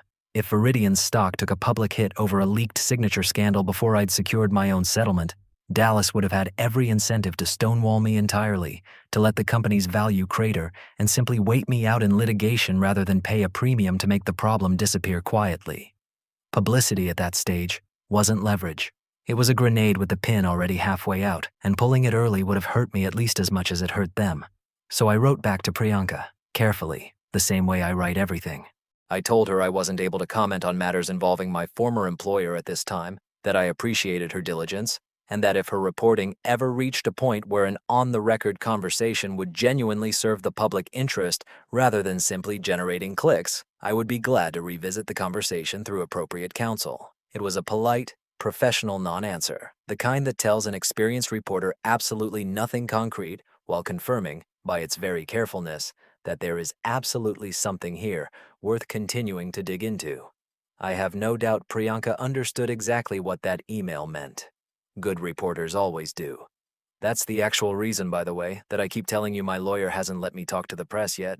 It isn't some vague, ominous legal restriction hovering over my whole life. It's a specific negotiated term inside my settlement agreement, a mutual non-disparagement clause I agreed to at that conference room table, one that requires me to route any detailed public statement about my departure through my own attorney first, to make sure I don't inadvertently say something that reopens claims I've already released, or exposes me to a defamation counterclaim from a company that, whatever else you think of its current leadership, still employs several thousand people whose paychecks depend on it not collapsing into chaos every time its former licensing architect gets a little too specific on the internet. Priyanka did eventually publish a story, 3 weeks after all of this, carefully sourced, heavily hedged, describing a signature compliance issue that was resolved internally prior to the deal's closing, and the departure of a senior legal executive under undisclosed circumstances. It ran on page 6 of the trade publication's website, generated almost no attention outside the industry, and is, as far as I know, the only piece of actual journalism that currently exists about any of this. Everything else you're reading tonight is just me, on a forum, with a glass of wine, technically not talking to the press at all. That night, my phone buzzed quietly on my nightstand several times, encrypted messages from Fatima, who still had access to the internal Slack channels and had apparently appointed herself my unofficial field correspondent. They cleared the entire 12th floor for tomorrow morning. Nobody's allowed up there, except leadership. Marcus has been in the building since 6 p.m. IT is pulling archived signature logs from 2018. They look like they haven't slept. Dallas keeps pacing past the glass wall. He looks like he's going to be sick. What did you do? I didn't respond to any of it. Plausible deniability, I have found, is one of the great underrated luxuries of a well-lived life. I slept better that night than I had in months, the deep, dreamless sleep of a woman who understands, with total mathematical certainty, that she is holding the only winning ticket in a building full of people who don't yet know the game has already been decided. I woke at 6:30, showered, twisted my hair into a tight low bun with no loose strands, the same style I'd worn to every deposition and regulatory hearing I'd ever sat through, and put on the charcoal suit. It fit exactly the way I remembered, which is to say it fit like something closer to chainmail than fabric. I drank my coffee black, standing at the kitchen counter, and gathered the 3 navy folders into the same battered leather briefcase Walter had given me for my 10th work anniversary, the leather scarred and creased from 2 decades of use, a briefcase that had, quite literally, seen battles. The drive-in was surreal in the way I imagine a drive to a duel might feel. Ordinary radio traffic reporting an ordinary morning, sunny, 74 degrees, absolutely no mention anywhere that a billion-dollar company was about to come apart at a seam I'd sewn into it myself 11 years earlier. My badge had been deactivated, obviously, so I parked in visitor overflow, half a mile from the building, and walked across the lot in low heels with my briefcase in one hand, watching the glass facade of Viridian's headquarters catch the morning light, gleaming and confident from the outside, and, from where I stood, transparently, structurally hollow. The lobby receptionist, Priya, the kind 19-year-old nursing student, went pale the second she saw me. "Ren," she said. I heard, I have a meeting with Marcus and Dallas," I said gently. "Would you buzz me up?" She made the call with visibly trembling hands, said a few words, listened, and turned even paler. "They said to send you straight to the executive conference room, not the Clarity room, the old one, the one with the—" She hesitated. "The one everyone calls the war room now." I raised an eyebrow. They'd stopped calling it the Clarity room. That told me more about the state of panic upstairs than any text message could have. "Thank you, Priya." The 12th floor was empty in a way I had never once seen it in 19 years. No assistants at their desks, no interns pretending to look busy near the espresso machine. Every door closed. They'd cleared the floor. They didn't want witnesses. My heels clicked against the polished concrete in a rhythm that felt, to me at least, like a countdown. Through the glass wall of the conference room, I could see them before I reached the door. Dallas, jacket off, tie loosened, pacing like something caged. Marcus, seated, head in his hands, surrounded by loose paper. 2 outside attorneys I didn't recognize, expensive suits, open laptops, the particular tight posture of lawyers who had been woken up in the middle of the night and told to fix something that could not, in fact, be fixed by billing more hours. I didn't knock. I pushed the door open and walked in. "Good morning, gentlemen." My voice filled the room without needing to raise itself. Dallas stopped pacing and turned, eyes bloodshot, tie hanging loose around an open collar. "You," he said, "you have some nerve, after trying to sabotage a $358 million deal." "I was invited," I said, walking to the head of the table opposite Marcus and setting my briefcase down with a deliberate click. "And I didn't sabotage anything." I answered a courteous question from a colleague overseas. "Isn't transparency one of Viridian's new core values?" I believe it was on the slide right before the one about ecosystems. "Sit down, Ren," Dallas said, an attempt at command that came out closer to a plea. "Actually," I said, remaining standing, "I think I'll stand. You asked me here to clarify a misunderstanding. Let's clarify it." I opened the briefcase, laid out the 3 folders in a neat row across the polished table, and rested my hand on the first one. "You have a problem. A very large, very expensive problem. I happen to be the only person on this earth who can make it disappear. But making it disappear is going to cost you considerably more than a severance packet." One of the outside lawyers, a sharp-jawed man with a laptop already open, cleared his throat. "Ms. Coyle, we're prepared to offer a consulting engagement to help clarify the signature discrepancy on the historical amendment. Standard hourly rate plus a—" "Stop," I said, not loudly, but with enough finality that he did. You think this is a billing negotiation. It isn't. I tapped folder 1. This is a hostage negotiation, and I built the only weapon in this room. The silence that followed had weight to it. Dallas laughed, a jagged, nervous sound with no humor underneath. Delusional. We have 40 attorneys on retainer. You have a briefcase from the Clinton administration and a grudge. I have the truth, I said, sliding folder 1 across the table to Marcus. Read the highlighted section out loud. For the class. Marcus's hands shook as he opened the folder and found the certified copy of section 9C. He cleared his throat and read it aloud, his voice getting quieter with every sentence, ending on the phrase, renders said, amendment, void, ab initio. Void from inception, I translated, watching Dallas's face for the exact second it landed. Meaning the 2018 Global Expansion Amendment, the one you used yesterday to sign a $358 million deal in Frankfurt, has never legally existed. Not since the moment it was signed. You've been selling rights you don't have for 6 years. That's a technicality, Dallas snapped, standing again. A clerical error. We fix it. We sign it properly now. Backdate the correction. You can't, I said. Your father is dead. He can't provide a wet ink signature from a coffin, Dallas. And I'm no longer employed here, so I can't sign as chief licensing architect either. There is currently no one alive who holds both signing authorities required to cure the defect. That door is closed. Permanently. The second outside lawyer, quieter than his colleague, tried a different angle. We'll argue equitable estoppel. The parties operated for 6 years as though the amendment was valid. Courts don't like technicalities that ignore the obvious intent of the parties. Maybe, I allowed. In 3 years, after discovery, after depositions, after every single international partner, you have freezes payment rather than risk being named an accessory to intellectual property fraud, because that's what strict liability jurisdictions do, the instant a provenance question like this becomes public. Can this company survive 3 years of frozen international revenue while that plays out in court, Dallas? I watched him do the math in real time, watched the number land somewhere behind his eyes, watched him understand, for what looked like the first time in his adult life, that a problem existed which no amount of family money could simply outrun.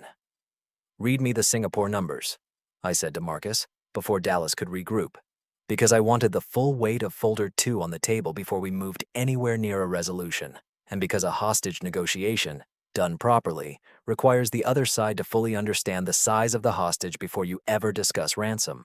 Marcus flipped, hands still unsteady, to the tabbed section I'd built specifically for this moment.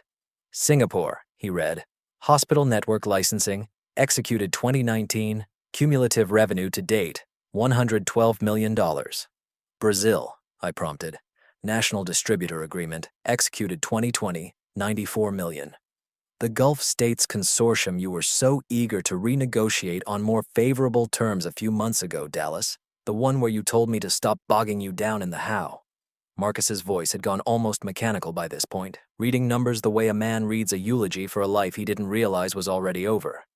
$161 million. And the new Kessler agreement you signed in Frankfurt 2 days ago, I finished, layered directly on top of an amendment that has never legally existed, for another $358 million. Every one of those deals, Dallas, every distributor, every hospital network, every government procurement office that trusted this company's public representations about the validity of its own intellectual property is now sitting on top of a contract that a court would treat as though it had never been signed at all. That's not a rounding error. That's not a technicality you can smooth over with a press release about renewed commitment to compliance. That's the entire international half of this company, built on a foundation that was never actually poured. Dallas had stopped pacing entirely by this point. He was standing very still by the window, staring out at the same parking lot he'd been staring at, uninterested, the day he fired me. Except this time I don't think he was seeing the parking lot at all.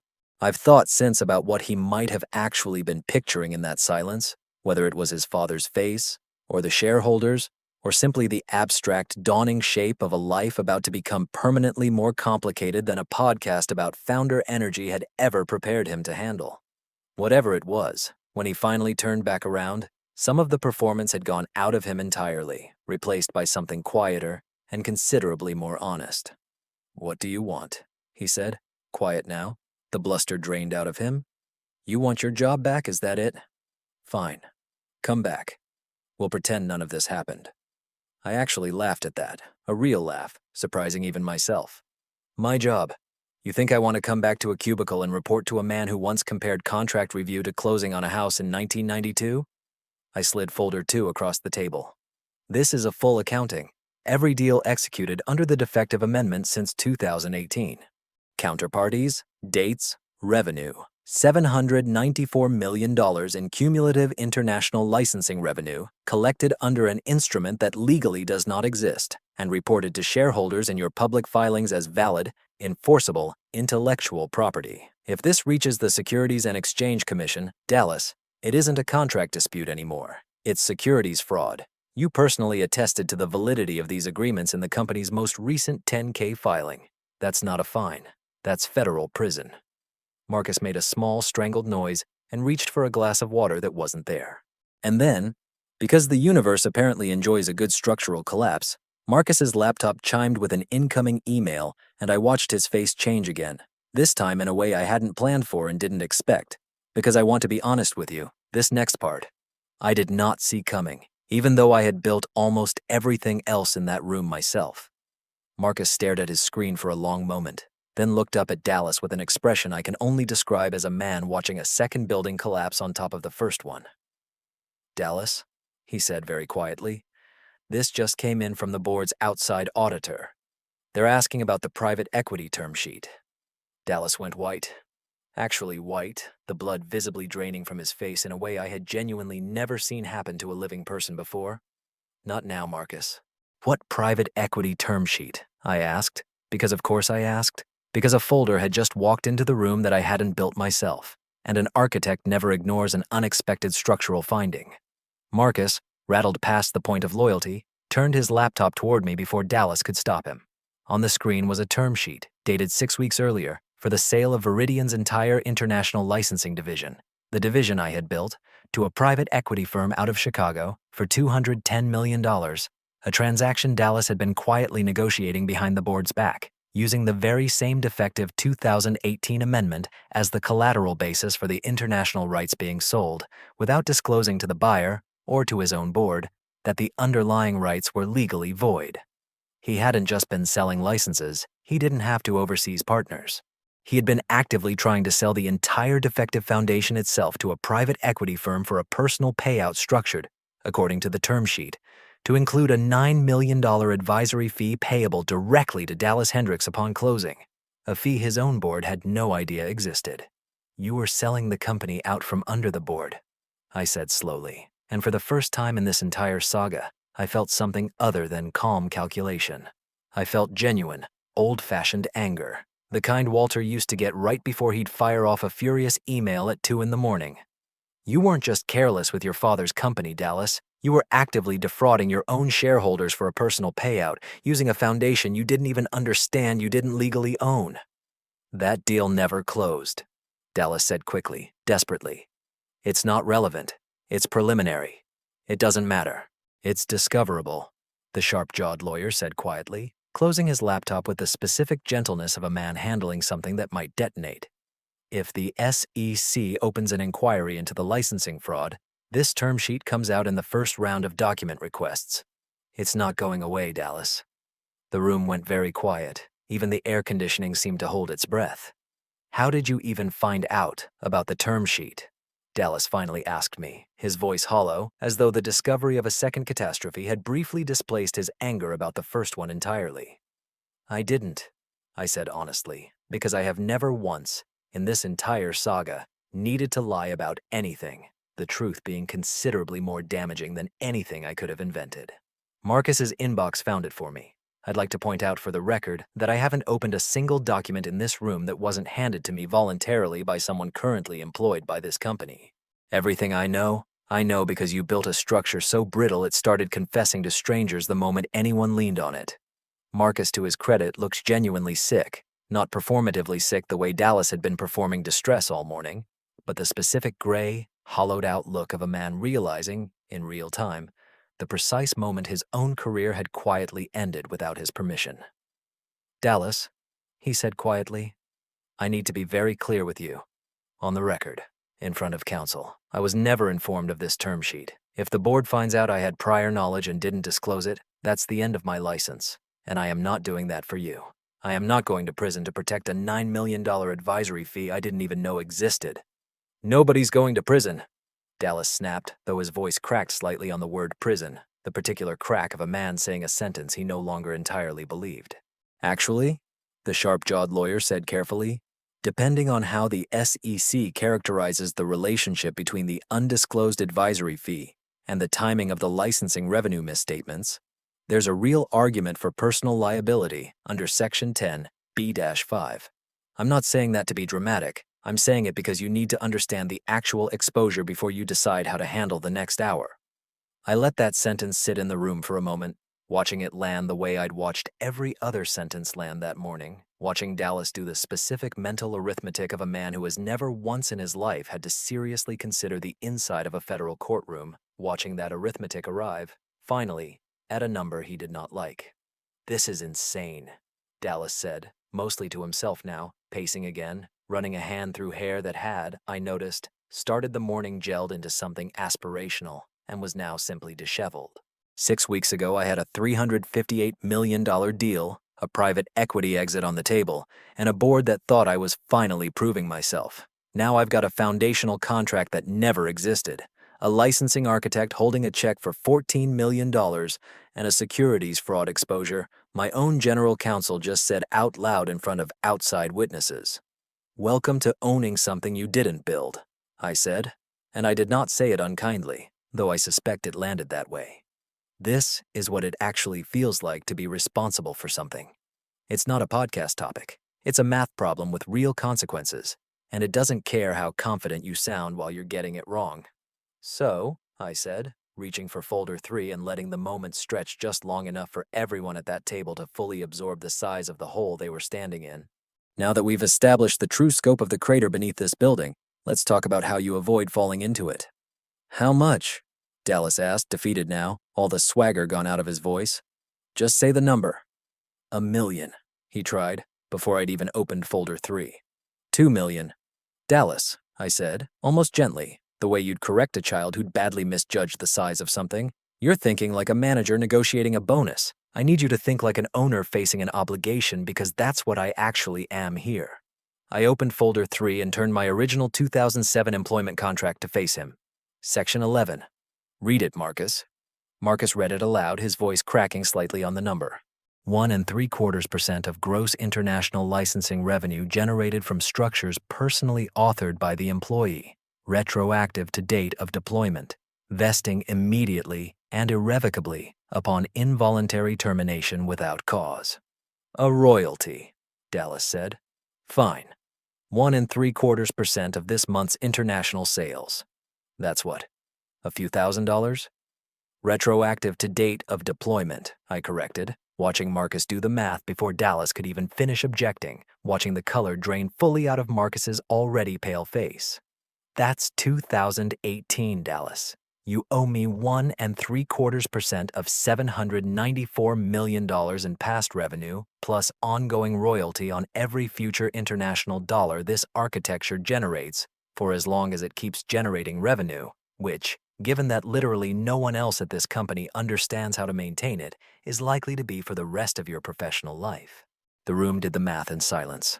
$13,895,000 immediately in cash, plus a forward royalty stream the outside attorneys were already visibly recalculating into 8 figures over any reasonable time horizon. "That's extortion," Dallas said, but there was no real fight left in his voice, just the hollow performance of a man who knows he's already lost and is simply delaying the moment he has to say so out loud. "It's a contract," I said. "Your father signed it. You triggered it, personally, in writing, yesterday afternoon, when you terminated me without cause to save a few $100,000 in salary rather than actually understanding what I do." "We'll argue you were terminated for cause," the sharp-jawed lawyer offered weakly. "Insubordination. Performance issues." I reached into folder 2 and slid the termination letter across the table, the one Brooke had printed, and Dallas had signed in blue ink less than 24 hours earlier. "Reason for separation. Role elimination due to organizational restructuring. You wrote it yourselves. In writing, signed and dated. You cannot retroactively change the stated cause now simply because the bill turned out to be larger than you expected. That's not a legal argument. That's a confession of retaliation. And the Department of Labor tends to take a rather dim view of employers who rewrite termination records after the fact. The sharp-jawed lawyer closed his laptop entirely this time and looked at Dallas with the particular blank expression of a man calculating his own firm's malpractice exposure. She's right.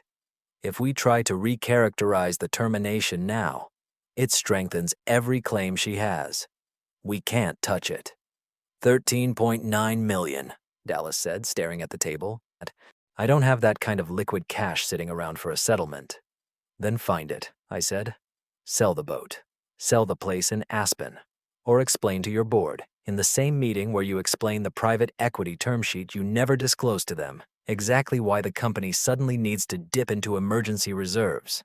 This destroys me, Dallas said, and for one brief moment, underneath the designer suit and the podcast confidence, I saw something that looked almost like the frightened 31-year-old he actually was, a man who had never once had to build anything and had just discovered, all at once, that nothing he'd inherited was as solid as he'd assumed.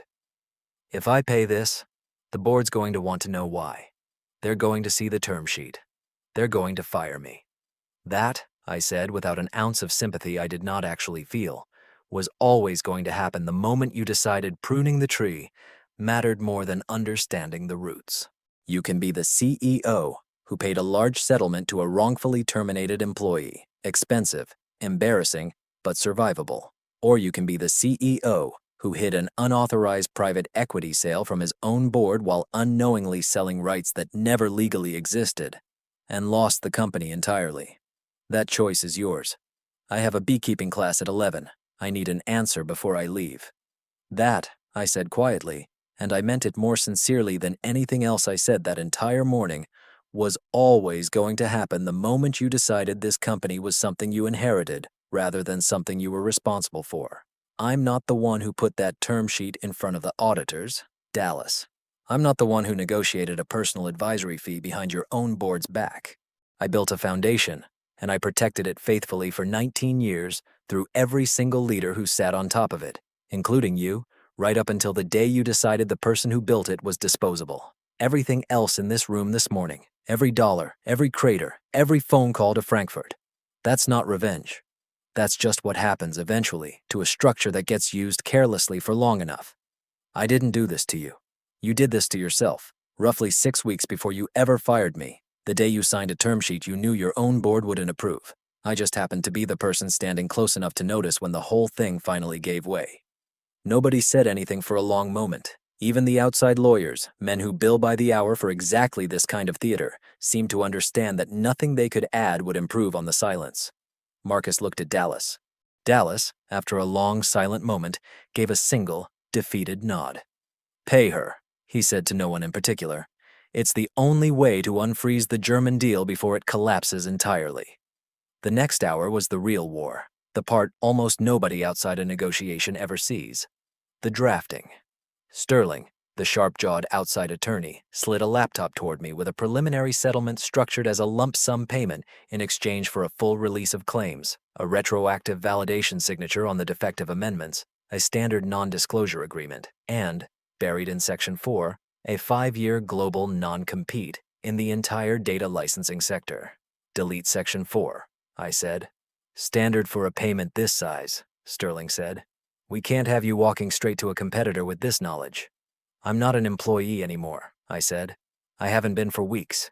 You're not paying me for my silence. You're paying me for my property. If I want to consult for Kessler next month, I will. Delete it, or the Frankfurt deal doesn't close today, and you can explain to Dallas why you let a non-compete clause kill a $358 million contract over a matter of pride. Sterling deleted it. Section 7, I continued. Non-disparagement. I'll agree to mutual non-disparagement regarding the company itself. I will not, however, agree to lie about the circumstances of my departure if someone asks me directly, and I retain the right to speak factually about my 19 years of tenure.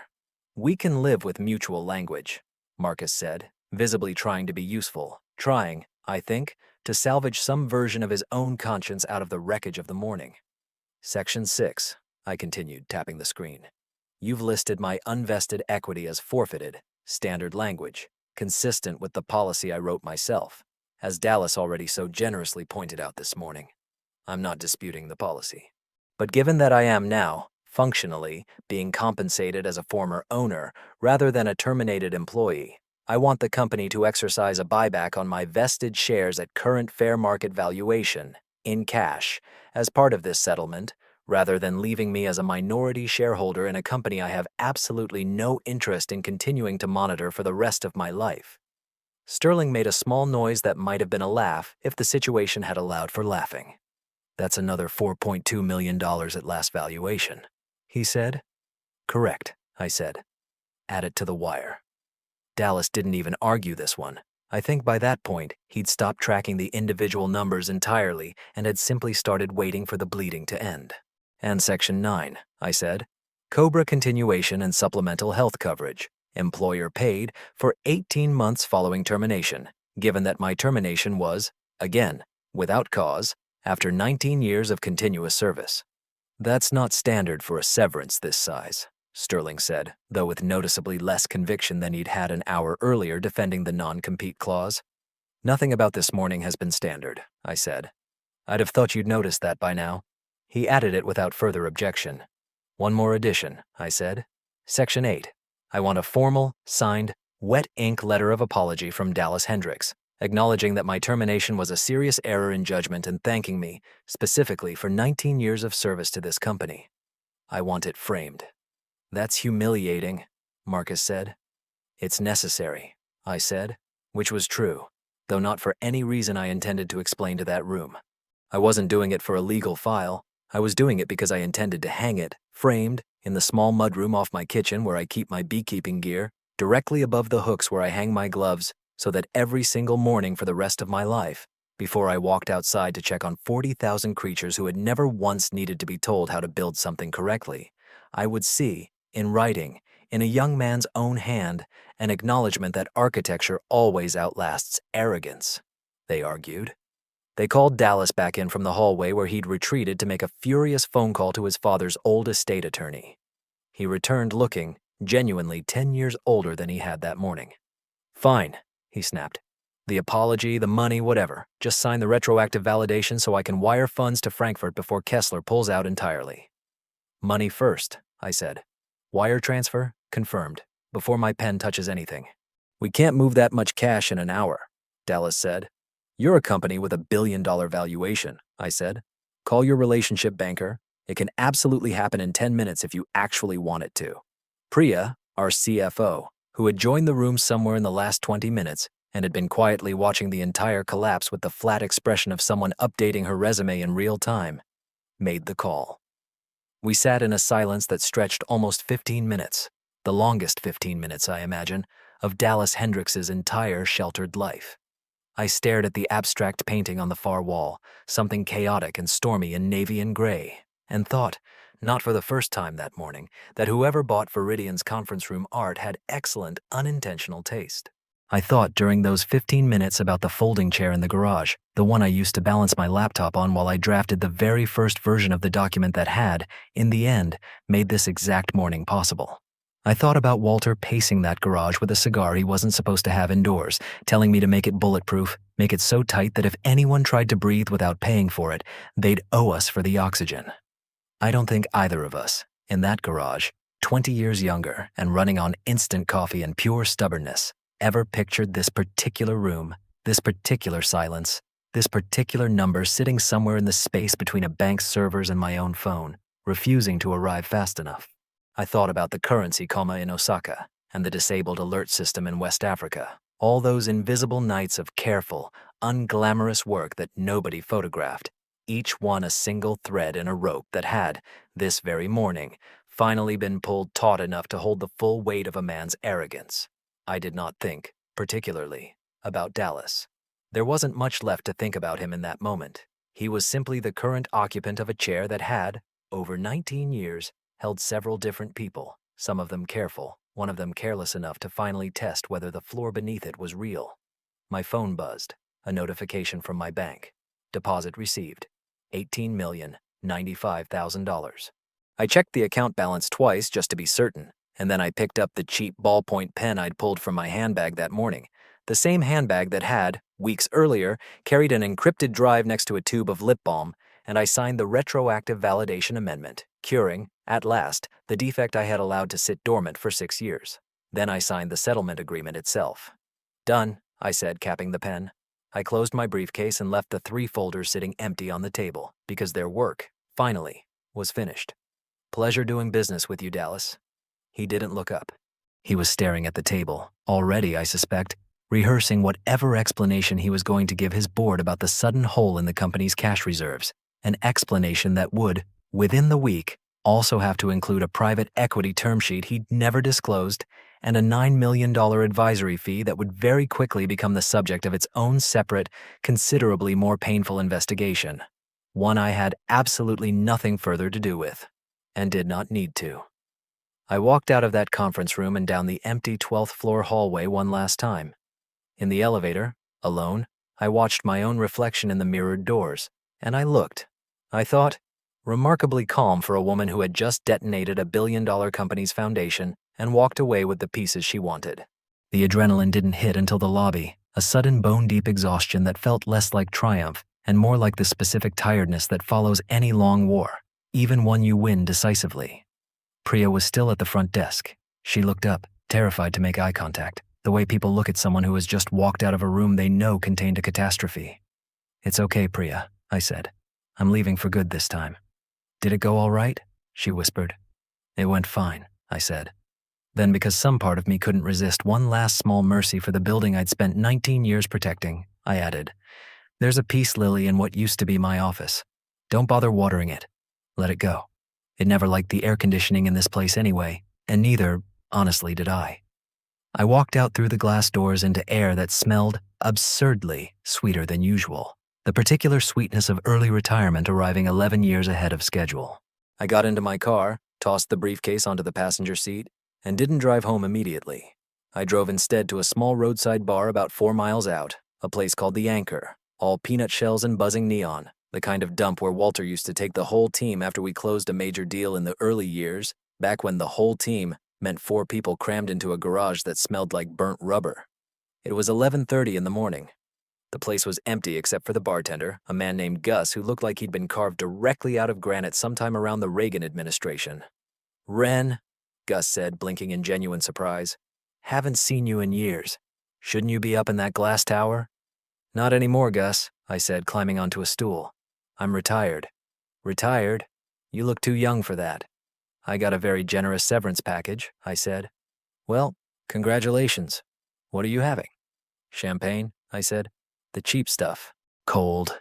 He popped open a little bottle of something that had absolutely never seen the inside of France, and I poured it into a glass that had definitely, at some point, held beer. And I sat there in the empty bar in the middle of a Thursday morning, sipping cheap champagne, and thought about everything that had happened, and everything Walter had known before he died.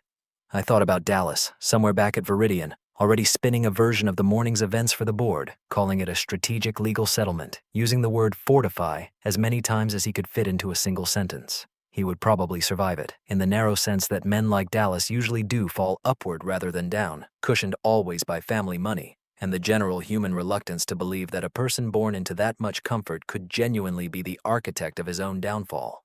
But I also knew, with total certainty, that he would never sign another contract without flinching, would never again look at a piece of paper on a conference table without wondering whether some other trapdoor was waiting underneath it, built by some other quiet woman he'd once mistaken for furniture. And there was, in fact, one more thing he didn't know. I hadn't told anyone in that room about the archival data migration protocol I'd written into Viridian's compliance infrastructure 6 years earlier, a routine, automated, entirely legitimate housekeeping process scheduled to run every 60 months, purging redundant historical logs older than the current retention requirement in order to keep the system efficient, a script I had written, approved, and quietly scheduled to execute in exactly 4 months. A script that, unless someone with the correct administrative credentials manually intervened before then, was going to permanently archive and functionally erase 6 years of granular subledger detail behind the very transactions I'd just spent 2 folders documenting. I hadn't broken anything. I hadn't sabotaged a single system. I had simply, years ago, built a company that ran on schedules, the way I build everything, and I had chosen, this particular Thursday morning, not to mention that one of those schedules was quietly ticking down toward a date that would make any future forensic accounting considerably more difficult for anyone who hadn't been paying attention. I could have sold Dallas that information for another few $1,000,000. Some things, though, you do for love, and some things you simply do for the architecture. And I have always believed a well-built system should be allowed to run exactly the way it was designed to run. I raised my glass to the empty bar. To Dallas, I said quietly, may every pivot from here on out be exactly as painful as it deserves to be. I finished the champagne, left Gus a $100 bill, and told him to keep the change, and walked back out into the sunlight with a beekeeping class to get to, and, for the first time in 19 years, absolutely nowhere else I needed to be afterward. Here's what happened in the 6 weeks after that morning, for anyone wondering whether the story actually ended cleanly at the champagne. Because it didn't. Quite. Not right away. The Kessler Pharma Group deal closed 9 days later, once their compliance team confirmed the retroactive validation amendment had been properly executed, wet ink, notarized, the way it should have been done from the beginning. Dallas got his $358 million headline after all, though by the time it closed, the celebratory energy around it had curdled considerably, because by then the board had also learned about the undisclosed private equity term sheet, which Marcus, true to his word in that conference room, formally disclosed to the audit committee 4 days after our meeting, in writing, with a timestamp that made unmistakably clear he had done so the moment he legally could, protecting himself in the exact way I'd have advised any client to protect themselves, if Dallas had still been the kind of client I was willing to advise. The board opened an internal investigation within the week. I wasn't part of it, formally, having released all claims against the company as part of my own settlement, but Fatima kept me loosely informed through the same quiet channel she'd used before, and I heard, secondhand, that the investigation ultimately confirmed Dallas had negotiated the $9 million advisory fee without board authorization, using the same defective amendment as underlying collateral in the deal structure, precisely the pattern the outside lawyers had warned him about in that room. He wasn't criminally charged in the end. His father's estate lawyers, apparently a formidable and extremely well-compensated team, negotiated a settlement with the board that removed him from the CEO role, but allowed him to retain a seat on the board itself and a consulting title with no operational authority, the corporate equivalent, I've come to think, of being allowed to keep your name on a building you're no longer permitted to enter. An interim CEO, a woman named Devin Marsh, who'd spent 15 years running compliance operations at a competitor, was installed within 2 months, and one of her very first public statements to the trade press mentioned, specifically, a renewed commitment to the foundational legal architecture that has always underpinned this company's international operations. I read that sentence in an industry newsletter over breakfast and laughed hard enough that I startled a cat off the windowsill. Fatima's wedding happened on schedule, 6 weeks after all of this, a small ceremony at a vineyard about an hour outside the city, and she asked me, somewhat to my surprise, to say a few words during the reception. I told the room in front of her new husband's slightly bewildered extended family that the smartest decision I ever made in 19 years at Veridian wasn't any contract clause, it was noticing, early, which 26-year-old in the building actually deserved to be trusted with the truth before anyone else did. She cried. I cried a little too, which I will deny under oath if this ever actually reaches a courtroom. I want to close with the part I think about most, even now, weeks later, sitting in my kitchen writing this whole thing out for strangers on the internet because my lawyer still won't let me talk to an actual reporter. It isn't the number, although the number is, obviously, extraordinary, and it isn't even the framed apology, which arrived by courier 8 days later, Dallas's cramped, furious handwriting, and which now hangs exactly where I promised myself it would, above the hooks where I keep my beekeeping gloves. It's the letter. Walter's letter, the one he wrote and sealed years before any of this happened, trusting that I would use whatever he'd built into that framework correctly, fairly, without cruelty, when the moment finally came. I think about the fact that a difficult, chain-smoking, occasionally infuriating old man who paid me almost nothing in my first 2 years and once tried to settle an invoice with a livestock trailer, understood something about protection that his own son, raised with every advantage money could purchase, never once managed to learn. Loyalty isn't loud. It doesn't announce itself in an all-hands meeting or a podcast about founder energy. Sometimes it just sits quietly in a manila envelope in a fireproof safe for years, waiting for the one day you'll actually need it. Exactly the way a good queen doesn't need to scream to hold a colony together because somebody, long before the crisis ever arrives, already built the comb correctly. Fatima left Viridian 2 weeks after I did. I hired her, the following month, as my first employee at a small independent licensing consultancy. I started with roughly none of the enthusiasm and all of the $18 million I now, apparently, have to spend on things like office furniture that doesn't smell like a French bulldog. We have exactly one client rule at our new firm. We only work with companies whose leadership can correctly explain, without looking it up, what their own foundational agreements actually say. You would be shocked, genuinely shocked, how short that list turns out to be. If you made it all the way to the end of this, thank you, sincerely, for sitting with me through all 600 pages of somebody else's fine print, condensed down into whatever this turned out to be. I built a fortress once, out of paper, for a man who trusted me to protect it long after he was gone, and when his son finally decided the woman who built the walls was disposable furniture, the walls, as walls tend to do when they're built correctly, simply held. Hit subscribe if you enjoyed watching a quiet woman collect $18 million and an apology letter in the same morning. Leave a comment if you've ever been called a bottleneck by someone half your age wearing sneakers worth more than your car. And if you're the kind of person still sitting quietly in some corner office, holding a binder nobody else has bothered to read in years, just remember, the devil isn't in the details. The devil is in the definitions, page 4, paragraph 3, subsection B, and somebody, somewhere, always ends up owning the fine print they were foolish enough to ignore. I said I'd close there, and I meant it as the emotional ending, but I've had this post open in a browser tab for 2 days now, and in that time, roughly 400 of you have sent me questions in the comments and in my messages.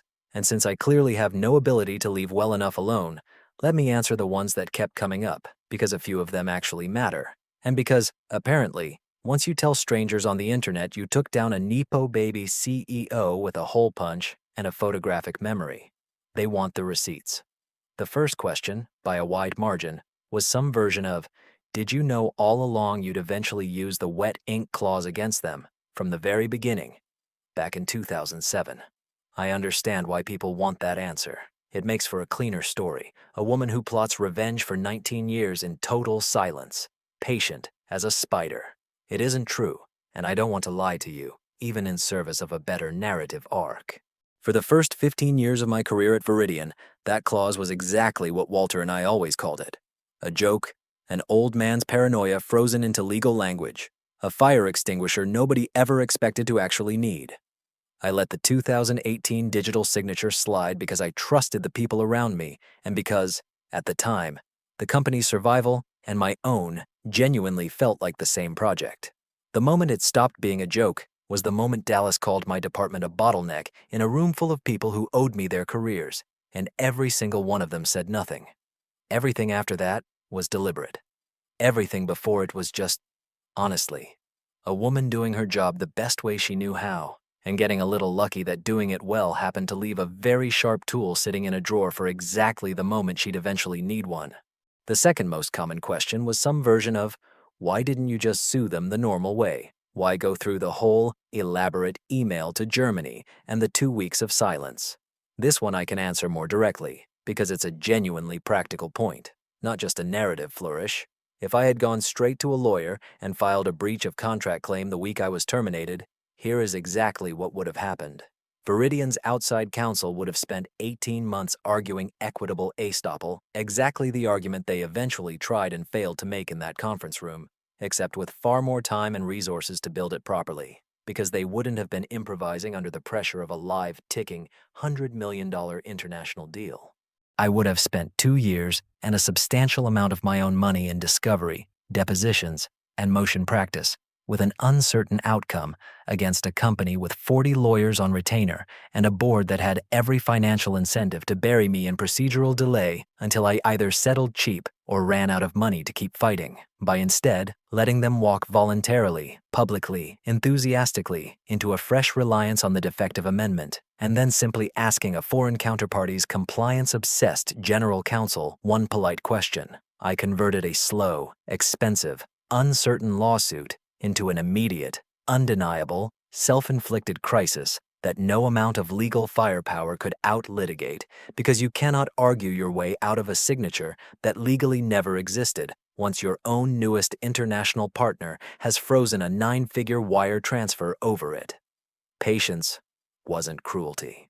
Patience was honestly the only version of this that didn't cost me 2 years of my life and a legal bill the size of a house.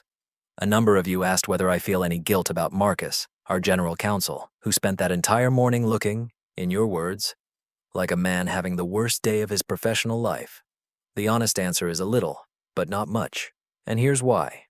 Marcus wasn't a villain in this story, and I want to be fair to him, because fairness matters to me even when I'm telling a story about a corporate takedown for entertainment on a forum. He was a decent, overworked lawyer who inherited an impossible boss and did the best he could within the limits of his own courage, which, admittedly, weren't especially generous limits. But decency without spine has a cost, and the cost in his case was standing silently in a room while I got fired without cause after 19 years, and standing silently again while Dallas negotiated a $9 million side payment he never disclosed to his own board. Marcus is, as far as I know, still employed at Veridian under the new interim CEO, having disclosed the term sheet the moment he legally could, which tells me he's not a bad man, just a man who occasionally needed a catastrophe to remember which side he was actually supposed to be protecting. I don't wish him harm. I do think he learned something that morning that 11 years of law school never quite managed to teach him, which is that silence, in a room where you have real authority, is itself a kind of decision, and decisions have consequences whether or not you ever open your mouth. Several of you, and I say this with real affection, asked extremely detailed questions about the archival data migration protocol I mentioned near the end, wanting to know exactly what would happen when it executed, whether I'd changed my mind, whether anyone had caught it since. I'm going to stay vague here, on the advice of my actual lawyer this time, not the fictional bureaucratic nonsense I invented for Brooke in that clarity room, but my real one, who reminds me that a public forum post is not the appropriate venue for describing the technical specifics of a system I designed while still employed by a company I no longer work for. What I will say is that everything I built during my 19 years at that company was built to specification, approved through the appropriate internal channels at the time, and scheduled according to entirely standard data retention policy. Whatever happens on schedule, happens on schedule. I'm not going to apologize for a company's own housekeeping running exactly the way it was designed to run, and I'm certainly not going to intervene to stop it on behalf of people who fired me without cause and then tried to negotiate down my own contractual entitlements in the same conversation. A smaller but very vocal group of you wanted to know what happened to Chase, the chief vibes officer, and I regret to inform you that as of my last update from Fatima, he is, in fact, still employed at Veridian, having survived the entire upheaval completely unscathed, apparently because nobody on the new interim leadership team considered unsolicited motivational content a fireable offense, which, honestly, might be the single most infuriating detail in this entire story, and I include the part where a dog vomited on a conference call in that assessment. Someone asked, gently, whether I regret any of it, whether 19 years spent building a legal fortress for someone else's family business, only to have it turn, in the final chapter, into a weapon I had to use, feels like a life well spent or a life quietly wasted in service of people who ultimately didn't deserve the loyalty. I've thought about that question more than any of the others, actually. More than the ones about the money. More than the ones about Dallas. Here's where I've landed, for whatever it's worth. I don't think loyalty is wasted just because the person receiving it eventually fails to deserve it. Walter deserved it, every year of it, and the letter he left me is proof he understood exactly what I gave this company and made sure, even from beyond his own death, that it wouldn't go unprotected. His son didn't deserve it, but his son also wasn't the one I was ever actually loyal to. Not really. I was loyal to the architecture itself, to the idea that a well-built system should function correctly regardless of who happens to be standing at the top of it on any given Tuesday. And that loyalty, in the end, was the exact thing that let me hold Dallas Hendricks accountable in a way none of his 40 retained lawyers ever saw coming. I don't think that's wasted. I think that's the whole point. Last thing, and then I promise, I'll actually stop typing. A few of you asked what's next, now that the consultancy Fatima and I started is apparently, according to the last email from our accountant, doing considerably better than either of us expected for a two-person firm that's only been operating for a few months. The honest answer is more of the same, in a much smaller, much calmer version. We take on maybe 6 clients a year, all of them companies whose leadership can sit across a table from me and correctly explain, without checking their phone, what their own foundational agreements actually say, which, I promise you, remains a genuinely short list. I still keep bees. I finally booked that trip to the Amalfi Coast everyone in the original comments kept telling me to take, and I'm writing part of this from a small balcony overlooking water, so blue it looks slightly fake, with absolutely no fidget cubes, no French bulldogs, and no wedding deadlines anywhere in sight. My mother still asks about my love life every single phone call. Some architecture, apparently, is built to last no matter what you do to try to amend it. Thank you again for reading all of this. Genuinely. If you're the person holding the binder nobody's bothered to read in years, I hope this gave you something useful, or at least something satisfying to sit with on a Tuesday. Take care of your foundations. Nobody else is going to do it for you. One final thing, because at least a dozen of you asked this exact question in slightly different phrasing, and I think it deserves a real answer rather than a joke. People keep asking whether I'd do it again, the whole 19 years, knowing how it ended, knowing I'd eventually have to sit across a table from a grieving, arrogant 31-year-old and turn every ounce of my own grief for his father into leverage. The honest answer is yes, without hesitation, though not for the reason most of you probably expect. It isn't the money, though I won't pretend the money doesn't help. It's that I got to spend 19 years being genuinely, completely good at something that mattered. Something that kept real medicine moving safely across real borders to real people who never once knew my name and never needed to. Most jobs don't offer you that. Most jobs ask you to be competent in service of something abstract, quarterly earnings, market share, a founder's ego. Mine asked me to be precise in service of vaccines not spoiling on a loading dock in Rotterdam, and for 19 years, I was. Everything that happened afterward, the firing, the folders, the wire transfer, the framed apology hanging above my beekeeping gloves, all of it is just the epilogue to a much simpler story about a woman who took her work seriously in a world that kept mistaking seriousness for invisibility. I'd build the whole fortress again tomorrow, brick by paper brick, even knowing exactly how it ends, because the fortress was never really the point. The point was that it held.